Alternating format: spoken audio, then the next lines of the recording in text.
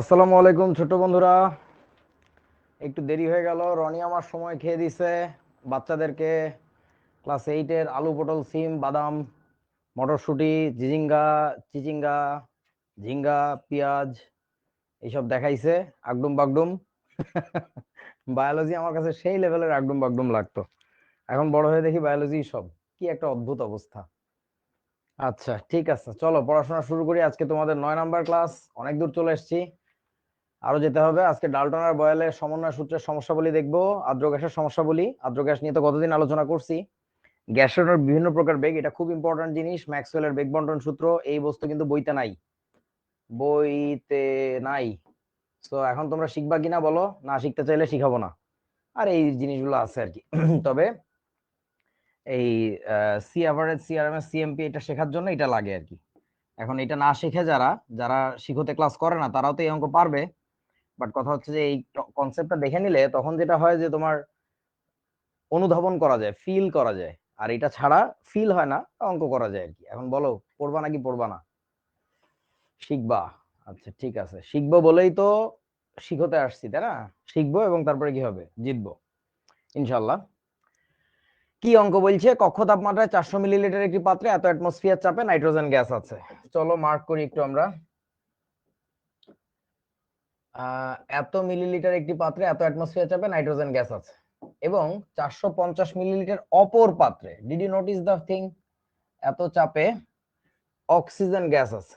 আচ্ছা, এখানে কিন্তু একটা শব্দ বলছে, শব্দটা হচ্ছে অপর পাত্রে। অপর পাত্রে, খেয়াল করছো? দুইটা ডিফারেন্ট পাত্র।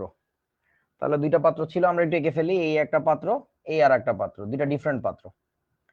উভয় গ্যাস পাত্রকে সংযোগ দিছে।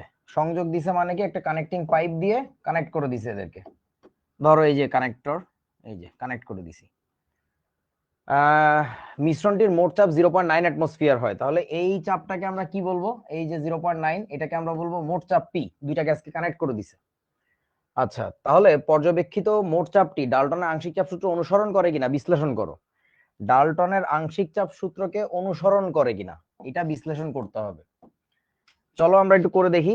তোমার এই অঙ্কটার ক্ষেত্রে আমরা যে কাজটা করব, দুইটা পাত্র ছিল যেহেতু, এই পাত্রে প্রথমে যে চাপ ছিল, এই পাত্র যখন বন্ধ ছিল, মানে স্টপ কক বন্ধ, তখন এর তাপমাত্রার, সরি, এর চাপ আর আয়তন কত? 1 অ্যাটমসফিয়ার 400 মিলিলিটার।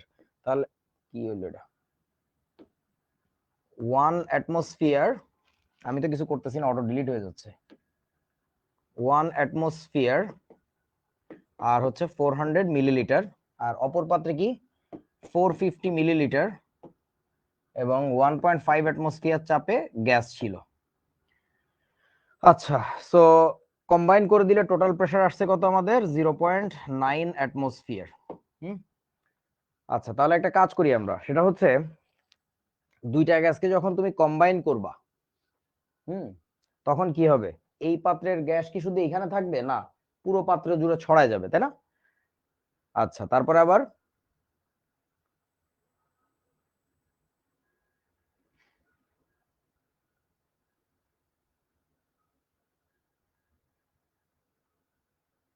কি লিখছে এটা? এটা পাকড়াও করো তো। কি ডেড? কি রহমান? ও সুলতানি শেষ করে দাও। ওর সুলতানি, ওর সুলতানি একদম। এই পারা যাবে এটা? কিভাবে করবো বলো? প্রিয়ন্ত ধর, তোর নানাকে ধর। গত 3টা ক্লাস সে করে নাই, এই বাজনা বাজাচ্ছে, বাজায় চতুর্থ ক্লাসটাও নষ্ট করতেছে। নানা টি শার্ট পেয়ে গেছি। এই বলো, অঙ্ক কেমনে করবো এটা? তাড়াতাড়ি তাড়াতাড়ি তাড়াতাড়ি। ডাল্টনের আংশিক চাপ সূত্রকে যে সে সমর্থন করে, এটা বিশ্লেষণ করতে হবে। এখন এই দুইটা গ্যাসকে কম্বাইন করলে যে প্রেসার হওয়ার কথা, সেটা আমরা কিভাবে বের করবো? পিওন ভিওন প্লাস হচ্ছে P2V2 ইকুয়াল টু হচ্ছে পিভি। তো ধরো এই নতুন চাপের নাম দিলাম পি প্রাইম। তাহলে এখন আমরা যদি মান বসায় দেই, তাহলে 1 অ্যাটমসফিয়ার ইন্টু 400 মিলিলিটার যোগ প্রেসার 2 হচ্ছে 1.5 অ্যাটমসফিয়ার 450 মিলিলিটার ইকুয়াল টু হচ্ছে পি প্রাইম আমরা বাইর করব। আর ফাইনাল ভলিউম কত হয়েছে? 400 আর 450, তার মানে 850 মিলিলিটার। এটা বসাই দিলে এখান থেকে কি আসে দেখো, একটু হিসাব করে ক্যালকুলেটর নাও হাতে। সেটা হচ্ছে তোমার 400 আর এখানে 450 ইন্টু 1.5 675 আর হচ্ছে 400 মানে হচ্ছে 1075 ডিভাইড বাই 850 তাহলে আসে হচ্ছে পি প্রাইম ইকুয়াল টু 1.2647 এত অ্যাটমসফিয়ার। এখন বলো তাহলে ডাল্টনের আংশিক চাপ সূত্র কি অনুসরণ করলো নাকি করলো না? মোট চাপ হওয়ার কথা হচ্ছে এইটা, দুইটা গ্যাস কম্বাইন করার পরে মোট চাপ হওয়ার কথা হচ্ছে এইটা, করে নাই। তাহলে লিখে দিবা সুতরাং উপরোক্ত বিশ্লেষণটি ডাল্টনের আংশিক চাপ সূত্রকে সমর্থন করে না। অর্থাৎ তাহলে ভুল কোনটা, ডাল্টনের আংশিক চাপ সূত্র ভুল নাকি এই ক্যালকুলেশন গুলো ভুল? বলো কোনটা ভুল, বলেন বলেন বলেন, কি কোনটা ভুল হবে? সূত্র ঠিক আছে, দ্য ফ্যাক্ট ইজ এদের এখানে ফাইনাল যে প্রেসারটা কাউন্ট করছে এই ঘটনাটা ভুল হয়েছে, এই বস্তুটা ভুল হয়েছে, ঠিক আছে, এটা বলে দিবা আর কি। ওকে, তারপরে আসো কি বলছে, 25 ডিগ্রি সেলসিয়াসে 50 কিলো প্যাসকেল চাপে এত গ্রাম এক্স গ্যাসে এত ডেসিমিটার কিউব আয়তন দখল করে। আবার 25 ডিগ্রি সেলসিয়াসে টেম্পারেচার সেম, এত চাপে এত গ্রাম ওয়াই গ্যাস এত লিটার আয়তন দখল করে। 25 ডিগ্রি সেলসিয়াসে 2 লিটার পাত্রে এক্স আর ওয়াই গ্যাসকে মিশ্রিত করা হলো, এই গ্যাস মিশ্রণে মোট চাপ কত হবে? মোট চাপ বাইর করার জন্য তুমি একটা কাজ করো, এত তাপমাত্রায় এত চাপে এত গ্রাম এক্স গ্যাসে এত লিটার আয়তন, এখান থেকে আমরা কি বের করতে পারবো কত? এখান থেকে আমরা কি বের করতে পারবো? দেখো টেম্পারেচার, প্রেসার, ভর, আয়তন সব দেওয়া আছে, এখান থেকে কি এম বের করা যাবে? PV equal to W by MRT. দেখো কি আছে, প্রেসার আছে, টেম্পারেচার আছে, ডাব্লিউ আছে, ভলিউম আছে। তাহলে আমরা এখানে লিখবো যেটা PV equal to W by MRT. এখানে সবকিছু জানা আছে কিনা দেখো, প্রেসার জানা আছে, ভলিউম জানা আছে, ডাব্লিউ জানা আছে, আর এর মান মুখস্থ আছে, টেম্পারেচার জানা আছে। তাহলে এখান থেকে তুমি পাবা হচ্ছে এম, তাহলে এটার নাম দাও M1, কোন একটা গ্যাসের এম। তারপরে আবার পরবর্তী ডেটাগুলো থেকে, পরবর্তী যে ডেটাগুলো আছে, এত তাপমাত্রায় এত চাপে এত গ্রাম ওয়াই গ্যাসে, এইখান থেকে আবার কি বের করা যাবে? এখান থেকে বের করা যাবে হচ্ছে M2। তারপরে আবার টেম্পারেচার সেম রাখছে, 2 লিটার আয়তনের পাত্র, এটা হচ্ছে ফাইনাল ভলিউম। হ্যাঁ, এক্স আর ওয়াই গ্যাসকে মিশ্রিত করা হলো, তাহলে দুইটা গ্যাসের যেহেতু M1 আর M2 পায়ে গেছো, তাহলে তুমি তাদের মোল নাম্বারও পাবা। তারপরে ফাইনালি কি লিখবা, P into V equal two N1 plus হচ্ছে N2 ইন্টু হচ্ছে কত, আরটি। এই যে পিটা বের হবে এটা হচ্ছে তোমার আনসার। বুঝছো আমার কথা? পারা যাবে তো নাকি? এটা তো মনোযোগ দিতেছে না, মনোযোগ না দিলে কিন্তু ঝামেলা আছে বন্ধুগণ। করবা, এটা করে বাড়ির কাজ দেখাবা, এটা খুব সুন্দর অঙ্ক, খুবই সুন্দর অঙ্ক। আচ্ছা এবার আসো আজকের জিনিস দেখি। গতদিন আমরা এটা দেখে রাখছিলাম আর্দ্র গ্যাসের সমস্যা বলি। তো আমি একটু আবারও রিক্যাপ দিচ্ছি, যারা গত ক্লাসটা করো নাই কিংবা কোর্সও ভুলে গেছো তাদের জন্য আর কি। একটা টিউব ছিল এখানে, সেই টিউবটা এরকম এসে এর ভিতরে ঢুকছিল, তো এর ভিতর দিয়ে আমরা একটা গ্যাস চালাই দিছিলাম। সেই গ্যাসটা এখান থেকে যে পানির ভিতর দিয়ে যে এই টিউবের মাথার উপরে জমা হয়েছিল, এইখানে পানির উপরে। তো এইটাকে আমরা বলছিলাম পানির নিম্নমুখী অপসারণ পদ্ধতিতে গ্যাস সংগ্রহ করা। তো এখানে যে সংগৃহীত গ্যাসটা ছিল তার ভিতরে যদি একটা ব্যারোমিটার ঢুকাই আমরা, তাহলে এখানে একটা প্রেসার রিডিং পাইছিলাম, তাই না? তো সেই প্রেসার রিডিংটা যেটা পাচ্ছিলাম সেটাকে আমরা নাম দিচ্ছিলাম পি পাউন্ড, অর্থাৎ প্রাপ্ত চাপ। প্রাপ্ত চাপটা অ্যাকচুয়ালি দুইটা গ্যাসের চাপের যোগফল। প্রথমটা ছিল হচ্ছে ভিতরে যে গ্যাসটা জমা হয়েছে তার চাপ, এই জন্য লিখছি পি গ্যাস, যোগ এখানে কিছু বাষ্পও পাওয়া যাবে, জলীয় বাষ্প, পানির উপরে যেহেতু সংগ্রহ করা হয়েছে, তাহলে জলীয় বাষ্পের চাপ তার সাথে যোগ হবে। এই যোগটা হয়েছিল কোন সূত্র অনুযায়ী? ডাল্টনের আংশিক চাপ সূত্র অনুযায়ী, মনে পড়ছে? আচ্ছা চলো এবার তাহলে অঙ্ক করি। এই অঙ্কগুলো খুব ইম্পর্টেন্ট, প্রায় পরীক্ষা আসে। তোমাকে বলেছে 17 ডিগ্রি সেলসিয়াস তাপমাত্রা এবং এত চাপে এত মিটার কিউব হাইড্রোজেন গ্যাসকে পানির উপরে সংগ্রহ করা হলো। খেয়াল করে দেখো আমার কাছে গিভেন ডেটা গুলো যদি আমরা একটু লিখি। আচ্ছা চলো লেখা যাক। সেটা হচ্ছে 17 ডিগ্রি সেলসিয়াস তাপমাত্রা মানে টেম্পারেচার 1, সেটা হচ্ছে 290 কেলভিন। এত চাপে, তাহলে প্রেসার 1, প্রথম অবস্থায় গ্যাসের যে চাপ পেয়েছো সেটা হচ্ছে এটা 99.99 kilo Pascal.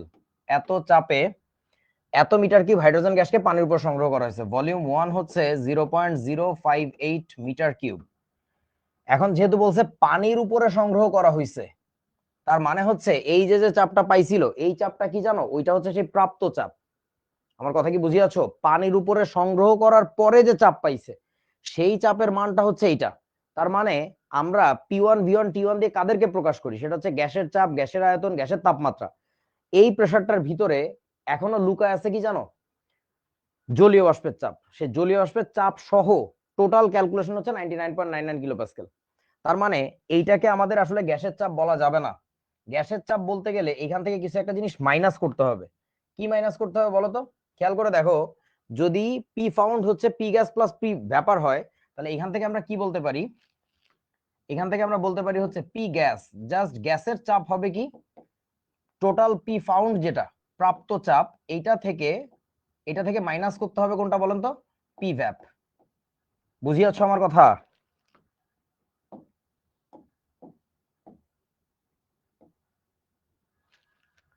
P ভ্যাপ, vapour প্রেসারটা minus করতে হবে। আচ্ছা, অঙ্ক তো শুরুই করি নাই, কমপ্লেক্স ম্যাথ বুঝলা কেমনে? কঠিন লাগে কেমনে? মনোযোগ দাও, কিচ্ছু কঠিন লাগবে না।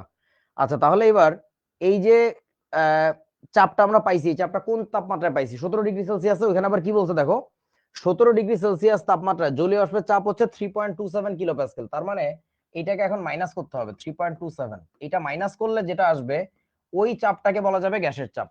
বুঝছো সবাই নাকি? আচ্ছা, সো তারপরে বলতেছে প্রমাণ অবস্থায় ওই হাইড্রোজেন গ্যাসের আয়তন আর ভর কত হবে। খুবই ইন্টারেস্টিং অঙ্ক এটা, কিন্তু বইটা আসা অঙ্ক।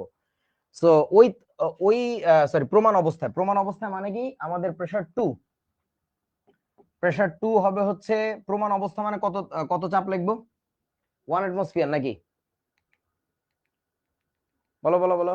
প্রমাণ অবস্থা মানে কি 1 অ্যাটমসফিয়ার লেখা যাবে না, এখানে লিখতে হবে 101.325 এত কিলো প্যাসকেল।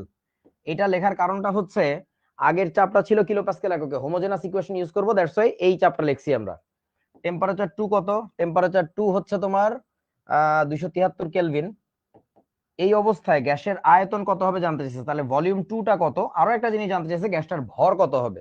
তাহলে বলো ভরকে কি দিয়ে লিখবো, W1 নাকি W2, কোনটা জানতে চাইছে বলো তো? গ্যাসের ভর কত প্রমাণ অবস্থায়, গ্যাসের ভর কত, W1 নাকি W2? আচ্ছা, একজন বলছে W22, সবাই মোটামুটি W2 বলতেছো, কয়েকজন W বলছো, আর একজন বলছে W1। আচ্ছা, ভালো করে বোঝো, এখানে আসলে আমরা লিখবো হচ্ছে অতএব W equal to what, W1 ও লিখবো না, W2 ও লিখবো না। কেন লিখবো না তার কারণটা হচ্ছে খুবই সুন্দর। দেখো ভাই, তোমার কাছে কোন একটা গ্যাসের পাত্র ছিল, সেই গ্যাসের পাত্রে কোন একটা গ্যাস ছিল 17 ডিগ্রি সেলসিয়াস তাপমাত্রায়, পরে এটাকে স্ট্যান্ডার্ড টেম্পারেচার প্রেসার নিয়ে আসছো। সো তাহলে যেটা হবে, গ্যাসের আয়তন ছোট বড় হতে পারে, গ্যাসের ভর তো চেঞ্জ হবে না, গ্যাসের পাত্র তো আমি ঢাকনা খুলি নাই। সো তাহলে কি হবে, ওই প্রথম অবস্থার ভর আর দ্বিতীয় অবস্থার ভর একই। সো যার ফলে আমরা W1 বা W2 লিখবো না, লিখবো জাস্ট W কত। তোমরা কি বুঝিয়াছো আমার কথা? আবারও বলছি, গ্যাসের তাপমাত্রা চাপ পরিবর্তন করলে গ্যাসের আয়তন বড় ছোট হয়, কিন্তু ভর তো চেঞ্জ হয় না।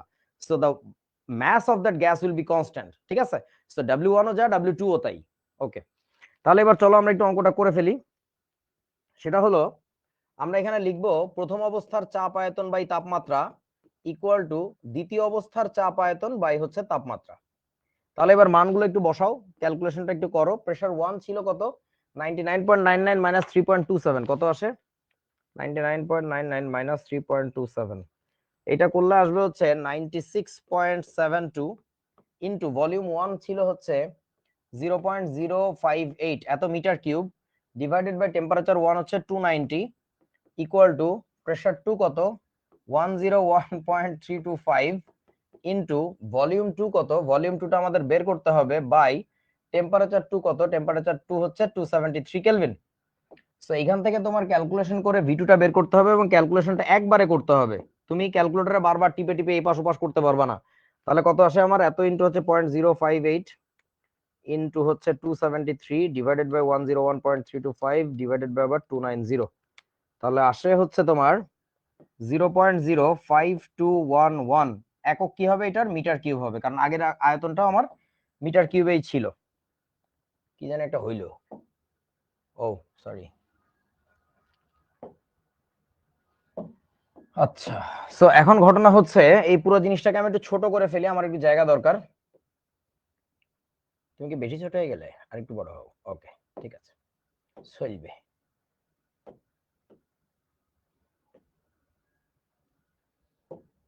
তোমাকে একটু রং লাগাই দেই, এই যে সুন্দর। এটা হচ্ছে তোমার volume 2, so that is one answer that they asked for. এটা একটা আনসার হয়ে গেল। এরপরে জানতে চাইছে যে সেকেন্ড কন্ডিশনে যে তোমার গ্যাসটার ভর কত হবে। তো এখন ভর বের করি, চলো। ভর বের করা যায় কিভাবে বলো? গ্যাসের ভর, না না মুড অফ কেন? -3.27 আসলো কোত্থেকে? তুমি ক্লাসের প্রথম অংশ মিস করছো সুশান্ত। এটা একটু কনফিউশন, কোনটা কনফিউশন? আর T2 273 কেন? জোস কোশ্চেন তো। তোমারে বলছে যে প্রমাণ অবস্থায়, প্রমাণ অবস্থায় টেম্পারেচার কত হয় সোনা? প্রমাণ তাপমাত্রা ও চাপ কত? প্রমাণ তাপমাত্রা 273 কেলভিন না? আচ্ছা, সালেহা আক্তার সানিয়া ও বলছে PV equal to W by MRT. সাবাস, গুড। আচ্ছা, হ্যাঁ, আমরা এখন অ্যাপ্লাই করব হচ্ছে PV equal to W by MRT. দেখো ব্যাপারটা কিভাবে হয়, সেটা হলো আমরা একটা সূত্র জানতাম পিভি ইকুয়াল টু এনআরটি, ওইখান থেকে লেখা যাবে PV equal to W by MRT. আচ্ছা, এখন তোমরা একটু আমাকে বলো এখানে প্রেসার কি 1 বসাবো না 2 বসাবো? কি করা যায় বলো? প্রেসার 1, ভলিউম 2, টেম্পারেচার 3 এরকম বসাবো নাকি 2 বসাবো সব? আচ্ছা, একটু উপরে উঠো, আর একটু। আচ্ছা, না রাখো একটু। যা জারি জারিফ হাসান খুব সুন্দর উত্তর দিছে। যে কোনোটা চাইলে আপনি 1 বসান তাইলে সব 1 বসবে, অথবা চাইলে আপনি 2 বসান তাইলে সব 2 বসাইতে হবে। Exactly bro, that's it, perfect. So ঘটনা হচ্ছে তুমি চাইলে 1 কন্ডিশন বসাইতে পারো সবই, অথবা চাইলে 2 কন্ডিশন বসাইতে পারো সবই, তোমার ইচ্ছা। এখন বলো কেন যে কোনো একটা বসাইলে আনসার সেম আসবে? তার কারণটা হচ্ছে একটু আগে আমরা দেখছিলাম এই টিটাকে এই বামে নেওয়া যায়, তখন কি থাকে বলতো? P1 V1 বাই T1 আসবে। সেইটার যে মান, সেটা যেহেতু P2 V2 বাই T2 এর মানের সমান, তার মানেটা হচ্ছে আমি P1 V1 T1 বসাইলে যে মান আসবে ডান পাশে, P2 V2 by T2 বসাইলেও same মানই আসার কথা, ডাব্লিউ এর মানটা। বুঝিয়াছো? আচ্ছা, এখন কথা হচ্ছে সো আমরা একটা কাজ করি, কোনটা করলে ভালো হয় বলো এখন? 1 কন্ডিশন বসাইলে নাকি 2 কন্ডিশন? 2। কেন 2 বলো? দেখো এই অঙ্কটা কিন্তু বুয়েটের ভর্তি পরীক্ষা আসা প্রশ্ন। তার মানেটা হচ্ছে অঙ্কটা হয়তোবা সহজ, but there must be some special thoughts about this, মানে যেটার ফলে কেউ কেউ ওই চিন্তাটা করতে পারবে না বলে তারা পিছায় পড়বে। হ্যাঁ, আর কেউ কেউ ওই চিন্তাটা করতে পারবে বলে অনেক কম সময় হয়ে যাবে। বসানো উচিত অ্যাকচুয়ালি সেকেন্ড কন্ডিশন। কারণটা হচ্ছে ওই যে এসটিপি বলা হয়েছে, ওয়াসিমা জাবিন ধরতে পারছে। এসটিপি বলার কারণে আমার যেটা হবে, আমি ডেটাগুলো ওদিকে না তাকাই বসাইতে পারবো, এখানে কোনো কনভার্সন লাগবে না আমার। ঠিক আছে, তাহলে এখন আমরা সবার ক্ষেত্রে সেকেন্ড কন্ডিশনটা বসাচ্ছি, চলো। তাহলে P2 বসাবো, ভিও বসাবো হচ্ছে 2, টেম্পারেচারও বসাবো হচ্ছে 2। P2 এর মানটা কত? ওইখানে বলছে প্রমাণ চাপ, তাহলে প্রমাণ চাপ কত বসাবো বলো? 1 অ্যাটমসফিয়ার নাকি? 1 অ্যাটমসফিয়ার কিন্তু বসাবো না। এই মোহাম্মদ সাজিনকে ব্লক করে দাও তো। এক কথা 100 বার বলছে কিছু বোঝা নাই, কিছু বোঝা নাই। কিছু বুঝোস নাই তুই, এই কথা বললে তো আর কিছু বুঝতে পারবি না। বারবার বলতেছে কিছু বুঝি নাই, কিছু বুঝি নাই, কিছু বুঝি নাই, ছাগল কোথাকার একটা। মানে ওই কথা বলতেছে ক্লাসের শুরু থেকে, কিছু বুঝি নাই, কিছু বুঝি নাই, কিছু বুঝি নাই। আচ্ছা দেখো, ওইটা কিন্তু 101.325 বসানো যাবে না। তার কারণটা হচ্ছে তোমার পুরো সিস্টেমটা হয় এসআই তে থাকতে হবে, নইলে লিটার অ্যাটমসফিয়ারে থাকতে হবে। এখন যেহেতু ভলিউমটা আমার মিটার কিউবে, তাহলে আমি বসাবো কত জানো? এখানে বসাবো 101.325। ছাগল কোথাকার প্রথম থেকে এসে বলতেছে কিছু বুঝি নাই, কিছু বুঝি নাই, কিছু বুঝি নাই। বুঝার চেষ্টা কর, কথা বললে কেউ বুঝতে পারে নাকি চুপ থাকলে বুঝতে পারে? ভলিউম 2 হচ্ছে 0.05211, এটা হচ্ছে volume 2, equal to that Bata sorry, ওটার মারি ফেল, ওইখানে মারি ফেল। ও সরি বাইরে যাবে এখান থেকে, বেয়াদব কোথাকার। ডাব্লিউ এর মানটা আমরা বাইর করব, W divided by M. M এর মান কত বলে দিছিল? হাইড্রোজেন গ্যাস, তাহলে এম কত লিখবো? 2 নাকি 2 × 10⁻³ কোনটা বসাইতে হবে বলো? 2 লিখবো নাকি 2 × 10⁻³? এই গাধারা খেয়াল কর, পুরো জিনিস তো আমরা এসআই তে বসাচ্ছি। এসআই তে বসাইলে মোলার ভর কত হবে? 2 × 10⁻³ হবে না? বুঝছো কিন্তু? আচ্ছা 2 হবে নাকি 2 × 10⁻³ হবে, বুঝতেছো না কিছু? আচ্ছা, এখানে অ্যাকচুয়ালি হওয়ার কথা 2 × 10⁻³, বাট আমি বসাবো হচ্ছে 2। কেন বসাবো পরে বলতেছি।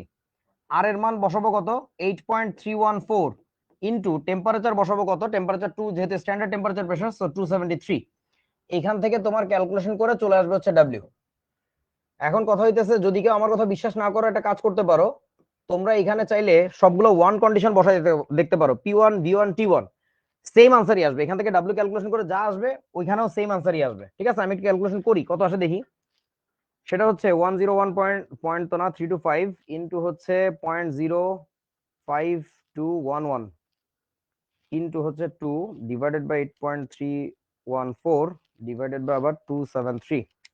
এটা করিলে আসিবে হইতেছে 4.6526। এখন এটার একক কি হবে দেখো খেয়াল করে। যারা বুঝতেছো না যে এখানে কেন আমি 2 বসাইলাম, তার কারণটা হচ্ছে এইটুকু জায়গায়, এই যে W/M, এইটুকু জায়গায় আলটিমেটলি কি হওয়া লাগে বলো তো, মোল। এইটুকু জায়গায় হওয়া লাগে হচ্ছে মোল।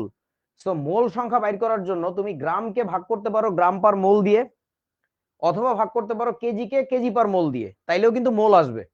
সো আমার চালাকিটা হচ্ছে যেটা, যে এই জায়গায় নিচে যেহেতু আমি গ্রাম পার মোলে বসিয়েছি, তাহলে উপরের আনসারটা অটোমেটিক্যালি আমার কি আসবে, গ্রামে আসবে। বুঝছো আমার কথা? তাহলে এখানে কোন এককে আসছে বলেন তো, এইটা হবে কিন্তু গ্রাম। আর কেউ যদি এখানে 2 × 10⁻³ বসায়, তারও অঙ্ক হবে, বাট তার ক্ষেত্রে আনসারটা আসবে হচ্ছে কেজিতে। আচ্ছা, নাহিয়ান সাফিয়াত কাইসান, কঠিন নাম। তোর নাম আগে একদিন উচ্চারণ করছিলাম, আমার দাঁত 2টা পড়ে গেছিল, আজকে আরো 2টা পড়বে মনে হয় রাতের বেলা।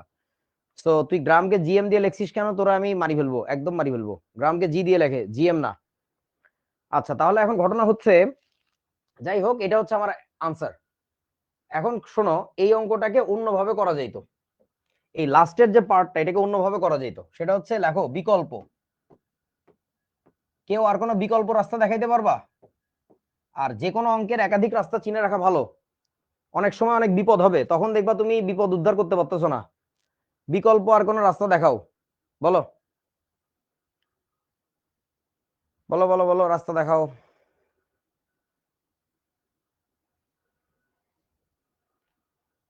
N = W/M। পছন্দ হইলো না?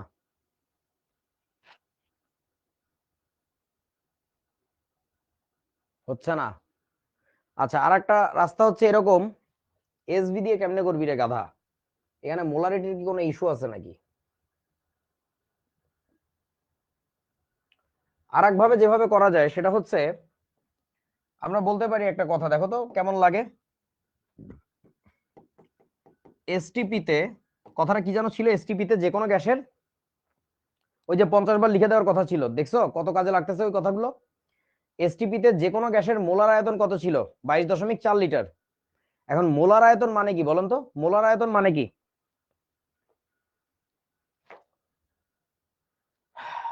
মোলার আয়তন মানে কি? 1 মোলের আয়তন না? তো তাহলে আমরা একটা কথা বলতে পারি, এসটিপিতে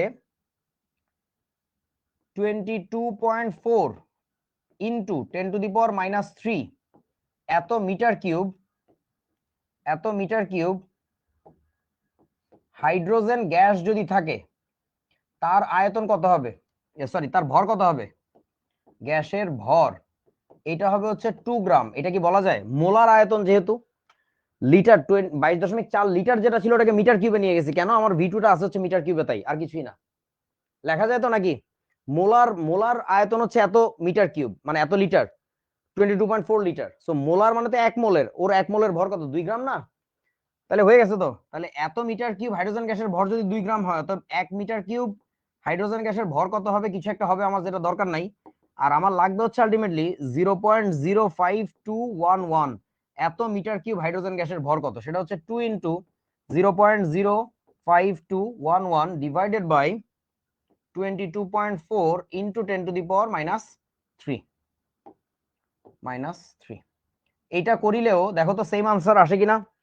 2 ইন্টু 0.05211 ডিভাইডেড বাই 22.4 10⁻³ এটা করলে এবার আসছে আমার 4.6526 এত গ্রাম। এই যে এখানে যেহেতু গ্রামে ছিল, তাহলে এখানেও গ্রামে আসবে। এই যে দেখেন 4, সেম আনসার। বুঝিয়েছো আমার কথা? So that is the solution. লাস্টের পার্টটা খুব মজার। এখন কথা হইতেছে, শোনো, এখানে ওয়ান কন্ডিশন বসাইলেও তোমার অঙ্ক হবে এই পার্টটার জন্য, এই স্টাইলে করলে। কিন্তু সময় লাগবে অনেক বেশি, আর অ্যাডমিশন টেস্টে যেহেতু সময় কম থাকে, তো স্যাররা শুধুমাত্র তোমাকে অঙ্কের আনসার মিলছে কিনা এটা দেখার চেয়ে বেশি গুরুত্ব দেয়া হচ্ছে তুমি আনসারটা কোন পদ্ধতিতে বের করছো, what is your thought process. ঠিক আছে, এই আর কি। 2 গ্রাম কেমনে বুঝি নাই নানা, আব্দুল্লাল মাহমুদ, গরুর নাতি। এই গরু, এসটিপি তে যে কোনো গ্যাসের মোলার আয়তন 22.4 লিটার, কথাটা মানে কি, ওই গ্যাসটার যদি 1 মোল নেওয়া হয় তাহলে তার আয়তন হবে 22.4 লিটার। হাইড্রোজেনের 1 মোল মানে কত, 2 গ্রাম না, ওর মোলার ভর কত, 2 গ্রাম পার মোল। তো তাহলে আমরা বলছি যে এত মিটার কিউব হাইড্রোজেন গ্যাসের ভর হবে হচ্ছে 2 গ্রাম। তাহলে 1 মিটার কিউবের ভর কত আর এত মিটার কিউবের ভর কত, হুবহু সেম আনসার। আচ্ছা ঠিক আছে, পি2 কেমনে হলো, ওরে খোদা রে, ওদের নিয়ে তো আজকে বিপদে পড়ছি, আজকে তো আমার অনেক কিছু পড়ানোর কথা, এরা কি আগডুম বাগডুম করতেছে। এই প্রমাণ অবস্থায় কথাটার মানে কি, এটা একটু বলতো বাবা আমারে। আসাদ বাবা অশিক্ষিত, প্রমাণ অবস্থায় মানে কি? প্রমাণ অবস্থায় মানে তো এসটিপি বলো, সে এসটিপি মানে কি, স্ট্যান্ডার্ড টেম্পারেচার এবং স্ট্যান্ডার্ড প্রেসার, সেটার ভ্যালু গুলা কত, 101325 প্যাসকেল এবং 0 ডিগ্রি সেলসিয়াস টেম্পারেচার। সো 101325 প্যাসকেলই তো লিখছি, আর কি লিখবো? অশিক্ষিত, অর্ধশিক্ষিত, স্বল্প শিক্ষিত, গরু ছাগল। চলো বন্ধু, পরের অঙ্ক দেখা যাক, হুবহু সেম অঙ্ক। 17 ডিগ্রি সেলসিয়াস তাপমাত্রা এত চাপে এত সিসি অক্সিজেন গ্যাস পানির উপরে সংগ্রহ করা হলো। এই যে কথাটা পানির উপরে সংগ্রহ করা হয়েছে, এই কথার মানেই হচ্ছে ওই যে যে চাপটা দিছে, এই চাপটা কিন্তু শুধুমাত্র গ্যাসের চাপ না, এই চাপের ভিতর আবার মিশে আছে কি, পানির চাপ, অর্থাৎ জলীয় বাষ্পের চাপ। তাহলে আমাদের কি লেখা উচিত জানো? আমাদের লেখা উচিত প্রথম অবস্থার টেম্পারেচার, সেটা হচ্ছে 17 ডিগ্রি সেলসিয়াস মানে 290 কেলভিন। চাপ প্রেসার 1, এটা হচ্ছে 750 মিলিমিটার হবে না, এখান থেকে কিছু একটা মাইনাস করতে হবে, কারণ এই চাপটা হচ্ছে পানির উপরে সংগ্রহের পরে পাওয়া চাপ, এইটাই হচ্ছে সেই প্রাপ্ত চাপ, বুঝছো? আচ্ছা, 400 সিসি অক্সিজেন গ্যাস, তাহলে ভলিউম 1 হচ্ছে 400 সিসি, পানির উপর সংগ্রহ করা হয়েছে। প্রমাণ অবস্থায় শুষ্ক গ্যাসের আয়তন আর ভর কত, সেম অঙ্ক। প্রমাণ অবস্থায় মানে প্রেসার 2, প্রেসার 2 এবার কত বসাবো বল দেখি, বল প্রেসার 2 কত, কত বসাবো, বলো বলো বলো। হবে হবে, আমি যাই করাই তার সবই করলে হবে। আচ্ছা, প্রেসার 2 হচ্ছে 760 মিলিমিটার মার্কারি প্রেসার। এইটা কেন বসাইছি, কারণ হচ্ছে আগের চাপটা আমার ছিল মিলিমিটার মার্কারি প্রেসারে, এখন পি2 সেটাতে বসাবো, কারণ হোমোজেনাস ইকুয়েশন নিয়ে ডিল করতে হবে। আচ্ছা, তাহলে এখন কথা হচ্ছে প্রেসার 2 যদি এইটা হয় প্রমাণ অবস্থা, তার মানে টেম্পারেচার 2 আবার কত, সেটা হচ্ছে 273 কেলভিন। এবার জানতে চাইছে ভলিউম 2টা কত হবে এবং শুষ্ক গ্যাসের আয়তন কত হবে এবং ভর কত হবে। ভরকে আমরা কি দিয়ে লিখবো, জাস্ট ডাব্লিউ দিয়ে লিখবো, হুবহু সেম অঙ্ক, আগের অঙ্কটাই। এরপর আবার বলছে 17 ডিগ্রি সেলসিয়াস তাপমাত্রায়, মানে যে প্রথম যে টেম্পারেচারটা ছিল তখন সম্পৃক্ত জলীয় বাষ্পের চাপ হচ্ছে 14.4 মিলিমিটার মার্কারি প্রেসার। তাহলে এখান থেকে মাইনাস করতে হবে হচ্ছে 14.4, এত মিলিমিটার মার্কারি প্রেসার। তো বাকি অংশটুকু কি করতে হবে, ডু ইট yourself, সংক্ষেপে বলে ডিআইওয়াই, বুঝেছেন? সহজ জিনিস, করি ফেলবা। হ্যাঁ, নাম নাম নাম, এখানে নতুন কিছুই বলার নাই, শুধু প্যাচ আছে মনে হয়, না এখানেও কোনো প্যাচ নাই। এখানে বলছে কি 15 ডিগ্রি সেলসিয়াস তাপমাত্রা জলীয় বাষ্পের চাপ কত। ওই যে প্রথমে যে পানির উপরে সংগ্রহ করা হয়েছে, যখন সংগ্রহ করছে তখন দেখো 15 ডিগ্রি সেলসিয়াস ছিল। তো আগের অঙ্কগুলোতে করছিল কি, জলীয় বাষ্পের চাপটা দিয়ে দিয়েছিল, সেকেন্ড অবস্থার ভলিউম বের করতে বলছে। এবার সেকেন্ড অবস্থার ভলিউম দেওয়া আছে, কিন্তু এই যে একই পরিমাণ গ্যাস শুষ্ক অবস্থায় এসটিপি তে 92 মিলিলিটার আয়তন দখল করে, এটা হচ্ছে তোমার ভি2, ভলিউম 2 দিয়ে দিছে। এবার জানতে চাইছে কি বলতো, পি ভ্যাপ কত। পারা যাবে, পারবা তো নাকি? পারবা, গুড। এটা তাহলে হোমওয়ার্ক থাকলো, আগেরটাও হোমওয়ার্ক থাকলো কিন্তু। আচ্ছা, লিখে দেই হোমওয়ার্ক, তাহলে বুঝবে না। এইচডব্লিউ তো লেখে নাই, গরু ছাগলের দল। নাম নাম নাম ভানুবার সংগ্রহ করা, দূর বেটা একই হোমওয়ার্ক, এ কে করে এগুলা, বইয়ে আছে এগুলা, একই অঙ্ক 1000 বার, ডেটা চেঞ্জ করে করে। এইবার আসো, খুব সুন্দর একটা জিনিস শিখবো আমরা, গ্যাসের গতীয় সমীকরণ। গ্যাসের গতীয় সমীকরণ ইংরেজিতে বলে kinetic equation, kinetic kinetic equation of gas. আরে যন্ত্রণা রে, একে নিয়ে তো পারি না। কাইনেটিক ইকুয়েশন, হ্যাঁ। আচ্ছা, সো কাইনেটিক ইকুয়েশন কোনটা? ভালো করে বোঝো, ইকুয়েশনটা নিয়ে অনেক খেলা হয় পরীক্ষায়, বুঝছো? তোমারে নিয়ে অনেক মজা করে, তার কারণটা হচ্ছে এই সমীকরণটা এক এক বইতে এক এক ভাবে লেখা। সো ভালো করে বোঝো তো একটু কোনটা হবে আনসার। অ্যাকচুয়ালি সূত্রের মানে স্টাইলটা হচ্ছে এরকম, PV equals 1/3 mn c square. এখন এমটা কি ছোট না বড়, এনটা কি ছোট না বড়, এটা আমরা খেয়াল করি না। তো আজকে ভালো করে একটু বুঝতে হবে যে এর সবগুলো সম্ভব না আসলে। আমি একটু তোমাদের পরিচয় বলে দেই। বড় হাতের এম এর পরিচয় কি আমাকে একটু বলেন তো, বড় হাতের এম এর পরিচয়টা কি? What do you understand by capital M? Molar ভর। আচ্ছা, যেটাকে তোমরা বলছো মোলার ভর, সেটাকে কি আমি বলতে পারি 1 মোল অণুর ভর? এটা কি বলা যায়? দেখো তো, 1 মোল অণুর ভর বলা যায় তো নাকি? আচ্ছা ওকে, এইটাকেই বলে মোলার ভর। ছোট হাতের এম এর পরিচয়টা কি? এইটার পরিচয়টা হচ্ছে একটি অণুর ভর, এক পিস অণুর ভর, এক পিস অণুর ভর। বুঝতে পারছিস? আচ্ছা, ছোট হাতের এন এর পরিচয় কি বলো? মোল সংখ্যা। আচ্ছা, এটা হচ্ছে তোমার মোল নাম্বার, যে কত মোল আছে সেই জিনিসটা, আমার কাছে 5 মোল না 7 মোল না 10 মোল আছে সেটা। বড় হাতের এন এর পরিচয় কি বলো তো? বড় হাতের এন এর পরিচয় কি? Number of piece. Good, piece বানান অনেকে আবার লেখছে পিআইসি নাকি পিএসি। আচ্ছা, এটা হচ্ছে অণুর সংখ্যা, এটাকে আমরা বলবো অণুর সংখ্যা।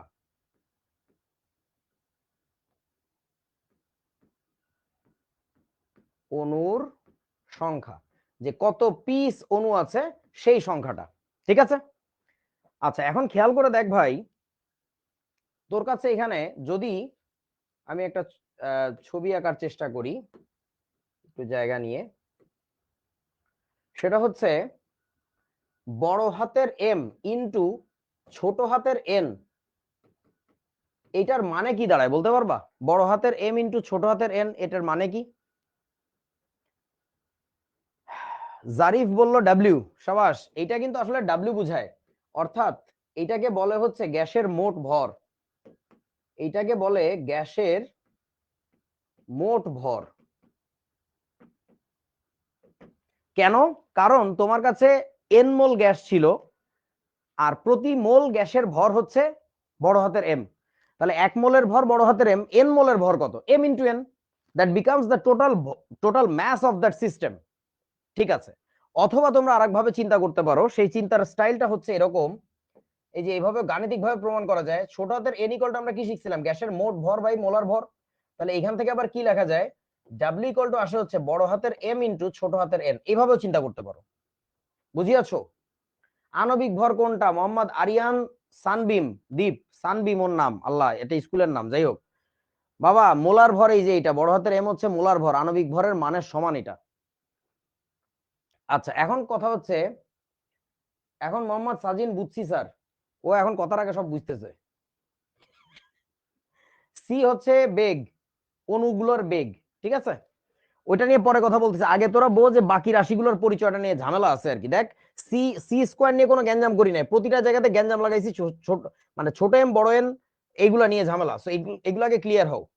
সো বড় হাতের এম কে যদি কেউ ছোট হাতের এন দিয়ে গুণ করে, একটা মিনিংফুল রাশি দাঁড়ায় নাকি মিনিংলেস কিছু একটা হয়ে যায় বলো?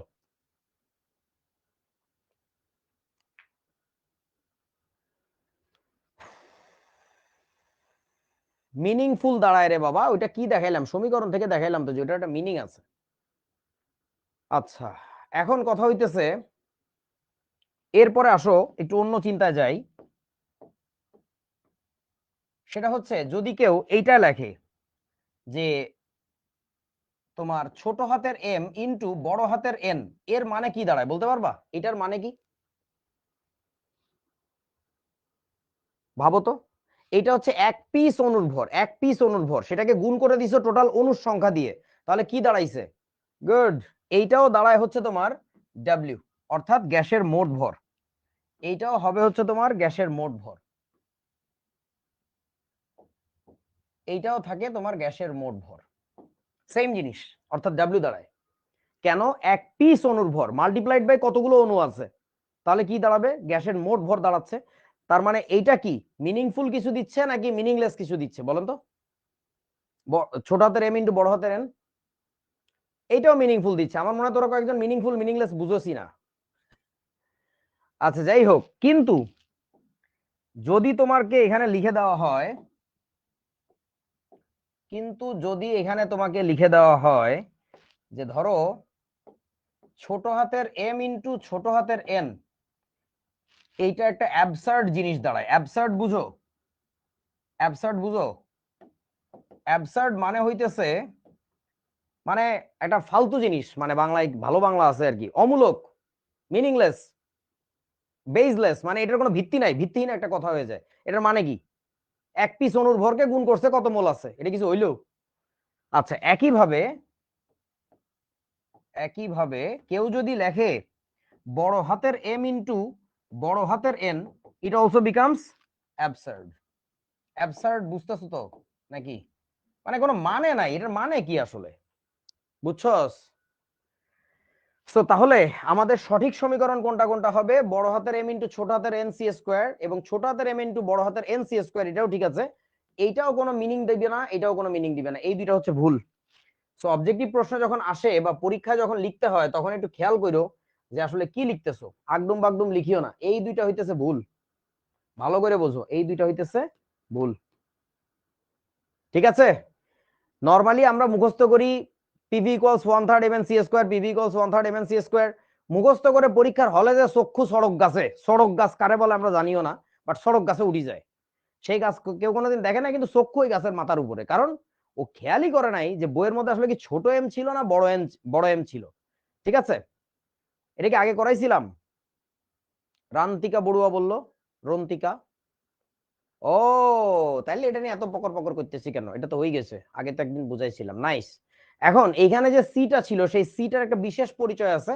এটা যে কোনো নর্মাল সি না, তা কি বলছিলাম নাকি বলি নাই? বলি নাই? আচ্ছা ঠিক আছে, এই সিটাকে বলা হচ্ছে আরএমএস বেগ। আরএমএস বেগ, হোয়াট ইজ আরএমএস বেগ? আজকে আমরা এটা নিয়ে অনেক আলোচনা করব, অনেক আলোচনা করব, টেনশন নাই। তো এখন ঘটনা হচ্ছে দেখো, তোমরা যারা বোঝো নাই তাদের জন্য আমি আরো একবার বলতেছি। এইটা হচ্ছে 1 মোল অণুর ভর, 1 মোল অণুর ভর, তারপরে সেটাকে গুণ করছে কি দিয়ে? ইনটু, এইটা হচ্ছে অণুর মোল সংখ্যা দিয়ে গুণ করছে, মোল সংখ্যা দিয়ে গুণ করছে। তাহলে এখানে কি দাঁড়াচ্ছে টোটালটা মিলে? এই দুইটার গুণফল হবে হচ্ছে তোমার ডব্লিউ, ভর, টোটাল ভর। এইবার এখানে কি করলো দেখি, এইখানে হচ্ছে তোমার ছোট হাতের এম মানে একটি অণুর ভর, একটি অণুর ভর, সেইটাকে গুণ করেছে কি দিয়ে? অণুর সংখ্যা দিয়ে। এর পরেও না বুঝলে তোমরা ঐকিক নিয়ম বোঝো না, সুতরাং তোমাদের জন্য এত আলোচনা করার দরকার নাই, ঐকিক নিয়ম আগে শিখে আসো। এইটাও হচ্ছে দাঁড়াবে তোমার কি? ডব্লিউ, টোটাল ভর। So all of this things indicate the same thing. বুঝিয়াছো? আচ্ছা, এখন কথা হইতেছে এই আরএমএস বেগটা কি, এটা একটু বোঝানোর চেষ্টা করবো আমরা। কেন এখানে আরএমএস বেগ রাখে সেই জিনিসটা আর কি, বইতে নরমালি এইভাবে লেখে, বাট ওই সিটাই অ্যাকচুয়ালি হচ্ছে আরএমএস বেগ। জীবনে বহু ধাক্কা খেয়ে আমি শিখছি, আমার কেউ একবারে বলে নাই, তোমাদেরকে একবারে বলে দিচ্ছি। আচ্ছা, সো আমাদের এখন একটু শেখা লাগবে স্ট্যাটিস্টিক্যাল মেকানিক্স। বাংলায় কি বলে? পরিসংখ্যান বলবিদ্যা, স্ট্যাটিস্টিক্যাল মেকানিক্স। সো তোমাদের পরিচিত মুখ, এই ছবিটার আইডিয়া আমার ছিল। আমি যখন সবাইকে তুলতে বলতেছিলাম একদিন রাতের বেলা ক্লাস শেষে, সবাই বলছিল না না কি একটা হবে।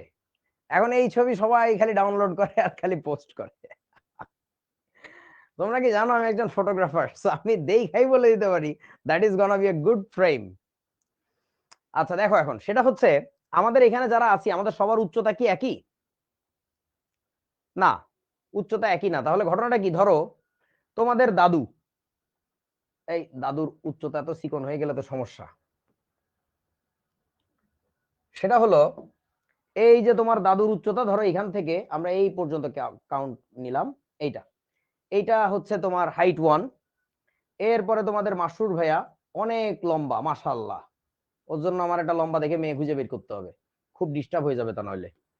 আচ্ছা, তারপরে এই যে আমি তো মিস্টার খাটো আল্লাহর বান্দা, এটা আমার হাইট, যদি আমার চুল অনেক উঁচা, যাই হোক এটা আল্লাহর একটা বরকত যে তোর অ্যাকচুয়াল হাইট কম কিন্তু আচ্ছা, তারপরে এই যে 60 ভাইয়ের হাইট মনে হচ্ছে যদি আমার কাছাকাছি, বাট আসলে আমার চেয়ে একটু বেশি। ওই যে ছবিতে উনি পিছনে ছিল বলে বোঝা যাচ্ছে না। আচ্ছা, শাওন আমার কাছাকাছি বাট আমার চেয়ে একটু বেশি। ওকে, এই যে তোমাদের তাল ভাইয়া মিস্টার এনাম ভাই। ওকে, তো এখন ঘটনা হচ্ছে হাইট যেহেতু এক এক রকম, আমরা এগুলোর একটু নাম দিই। এটার নাম দিলাম ধরো H1, মাসরুরেরটা H2, আমারটা H3, শাহির ভাইয়েরটা H4, এটা H5, এটা হচ্ছে H6। সো আমি যদি এদের গড় বের করতে চাই, এটাকে আমরা কি দিয়ে লিখি? H বার। H বার দিয়ে লিখতে পারি, অথবা লিখতে পারি HAVG। এভিজি মিন্স এভারেজ, যেটাকে তোমরা বলো হচ্ছে তোমার অ্যাভারেজ। অ্যাভারেজ না, উচ্চারণটা হচ্ছে এভারেজ। আচ্ছা আসো, যাই হোক। তো সেই আমরা যদি গড় বের করি, সেই গড় উচ্চতা কি হবে? সেটা হবে হচ্ছে H1 প্লাস H2 প্লাস এরম করে যাইতে হবে কোন পর্যন্ত? H4 ডিভাইডেড বাই তোমার এখানে কি হবে? বাই হবে হচ্ছে 4। এটা তো সবাই বোঝো। এখন তোমরা আমাকে একটু বলো, এই গড় বের করার উদ্দেশ্যটা কি আসলে?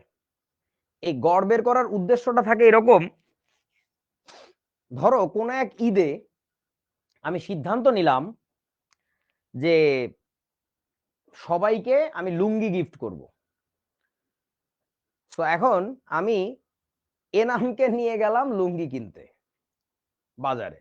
দোকানদারকে বললাম ওর সাইজে লুঙ্গি দেন তো। হ্যাঁ, এই কটা দেন।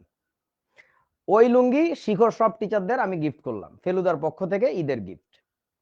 এখন যেটা সমস্যা হয়েছে, ঈদের নামাজ পড়তে যাওয়ার সময় মাসরুরকে ফোন দেয়, ও বারবার ফোন কেটে দেয়, আসে না কেন ছেলেটা, কি সমস্যা? পরে জানা গেল ওই লুঙ্গিটা ওর খুব খাটো হয়ে গেছে। বুঝছো আমার কথা? কি ডিস্টার্ব। সো পরের ঈদে আমি সিদ্ধান্ত নিলাম, না, এনামকে নিব না। এবার আমি মাসরুরকে ফোন দিলাম, তুই চলি আয়। হ্যাঁ, তোর মন খারাপ হয়েছিল আগের ঈদে, এবার তুই আয়। তো এবার এনামকে নিয়ে যখন আমি লুঙ্গি কিনতে গেলাম, তখন যেটা হয়েছে, ওই ঈদে আবার এনাম খুব খুশি হয়ে গেছে। কেন? কারণ মাসরুরের সাইজের লুঙ্গি, এইটা দিয়ে ওর লুঙ্গি হয়েছে, কাপড় এক্সট্রা ছিল, কাইটে ওর পায়জামা হয়েছে, পাঞ্জাবি হয়েছে, একটা টুপিও হয়েছে, অন্যরকম একটা ক্যাচাল। বুঝতেছো? So the fact is, even ওইবারের লুঙ্গি দিয়ে শাওনের পাঞ্জাবি লুঙ্গি তো হয়েছে, আবার কেটে পাঞ্জাবির অর্ধেক হয়েছে, ওটাকে সব ফতুয়া বলে চালায় দিতেছে। তো ঘটনা হচ্ছে কি, দেখো, তোমার যদি একটা র্যান্ডম ভ্যালু থাকে, একটা র্যান্ডম সেট অফ ডেটা থাকে, হ্যাঁ, আমরা বলি ডেটা স্যাম্পল, সেটার মধ্যে না ডেটাগুলো এলোমেলো হয়। সেই এলোমেলো ডেটার মধ্যে একটা রাফ আইডিয়া পাওয়ার জন্য যে কত উচ্চতার লুঙ্গি কিনলে সবাইকে মোটামুটি স্যাটিসফাই করা যেত, সবাই না হইলেও অধিকাংশ হইতো, সেই জন্যই আমরা মূলত গড় ভ্যালু বাইর করি, গড় মান বাইর করি।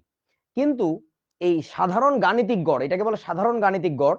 এই সাধারণ গাণিতিক গড় এটা সবসময় ভালো কাজ করে না।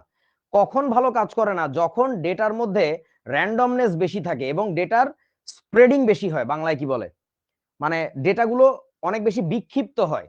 মানে ধরো আমাদের মধ্যে কেউ একজনের হাইট যদি এমন হইতো যে অন্যদের চেয়ে 2 হাত বেশি লম্বা, ঝামেলা হয়ে যেত, ওই গড় মান দিয়ে সবাইকে স্যাটিসফাই করা যেত না। অথবা ধরো কারো একজন হাইট যদি অনেক বেশি ছোট হইতো, তখন আবার ওই ডেটা দিয়ে সবাইকে স্যাটিসফাই করা যেত না। আমার কথা কি বুঝছো? সো এই হচ্ছে প্রবলেম, ম্যাথমেটিক্যাল প্রবলেম, যেটাকে হ্যান্ডেল করা হচ্ছে স্ট্যাটিস্টিক্স। দ্যাটস আমরা স্ট্যাটিস্টিক্সকে টেনে নিয়ে আসছি। এখন স্ট্যাটিস্টিক্স টানার আরো একটা কারণ আছে, সেই কারণটা হচ্ছে আমাদের যে গ্যাসের পাত্র নিয়ে কাজ করতেছি, সেই গ্যাসের পাত্রে কোন একটা সার্টেন মোমেন্টে, তোমরা একটু আমাকে বলো, সবগুলা গ্যাসের অণুর বেগ কি একই থাকে, নাকি বিভিন্ন অণুর বিভিন্ন বেগ থাকে কোন একটা সার্টেন মোমেন্টে? এক একটা অণুর এক এক রকম বেগ থাকে।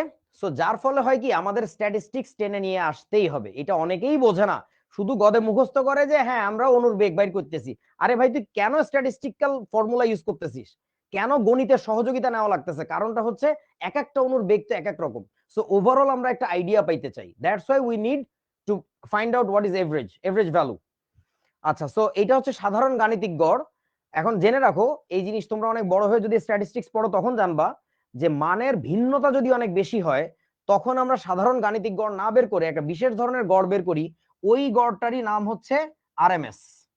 ওই গড়টারই নাম হচ্ছে আরএমএস। বুঝিয়াছো আমার কথা? সো বুঝছস তো নাকি? আচ্ছা চলো আরো আরো ভিতরে যাইতে হবে, এটাতে ইয়ার কি করলাম এতক্ষণ। এখন দেখো নতুন একটা জিনিস শিখবা, এই বস্তু তোমাদের আবারও মনে করে দিচ্ছি, বইতে কিন্তু নাই। এটাকে বলে ম্যাক্সওয়েল বোলজম্যান, বিওএলটিজেড। বোলজম্যান বানান ভুলে গেছি, এম এ ডাবল এন সম্ভবত, ডিস্ট্রিবিউশন।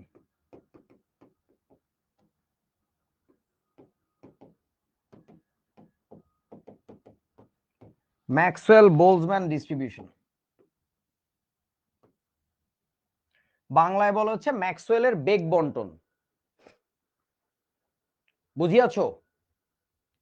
আচ্ছা, তো এখন ঘটনা হচ্ছে এই জিনিসটা কি আসলে ইন্ডিকেট করে দেখো, এক্স অক্ষে বসাইছি আমরা অনুর বেগ, এক্স অক্ষে বসছে হচ্ছে অনুর বেগ। আসলে বেগ বলে যদিও ডাকতেছি, এটা আসলে দ্রুতি, ঠিক আছে? কারণ হচ্ছে অনুর ডিরেকশন নিয়ে আমাদের চিন্তা নাই, কে কোন ডিরেকশনে যাচ্ছে ডাজন্ট ম্যাটার, কথা হচ্ছে কত বেগে দৌড়াচ্ছে, কত দ্রুতিতে দৌড়াচ্ছে।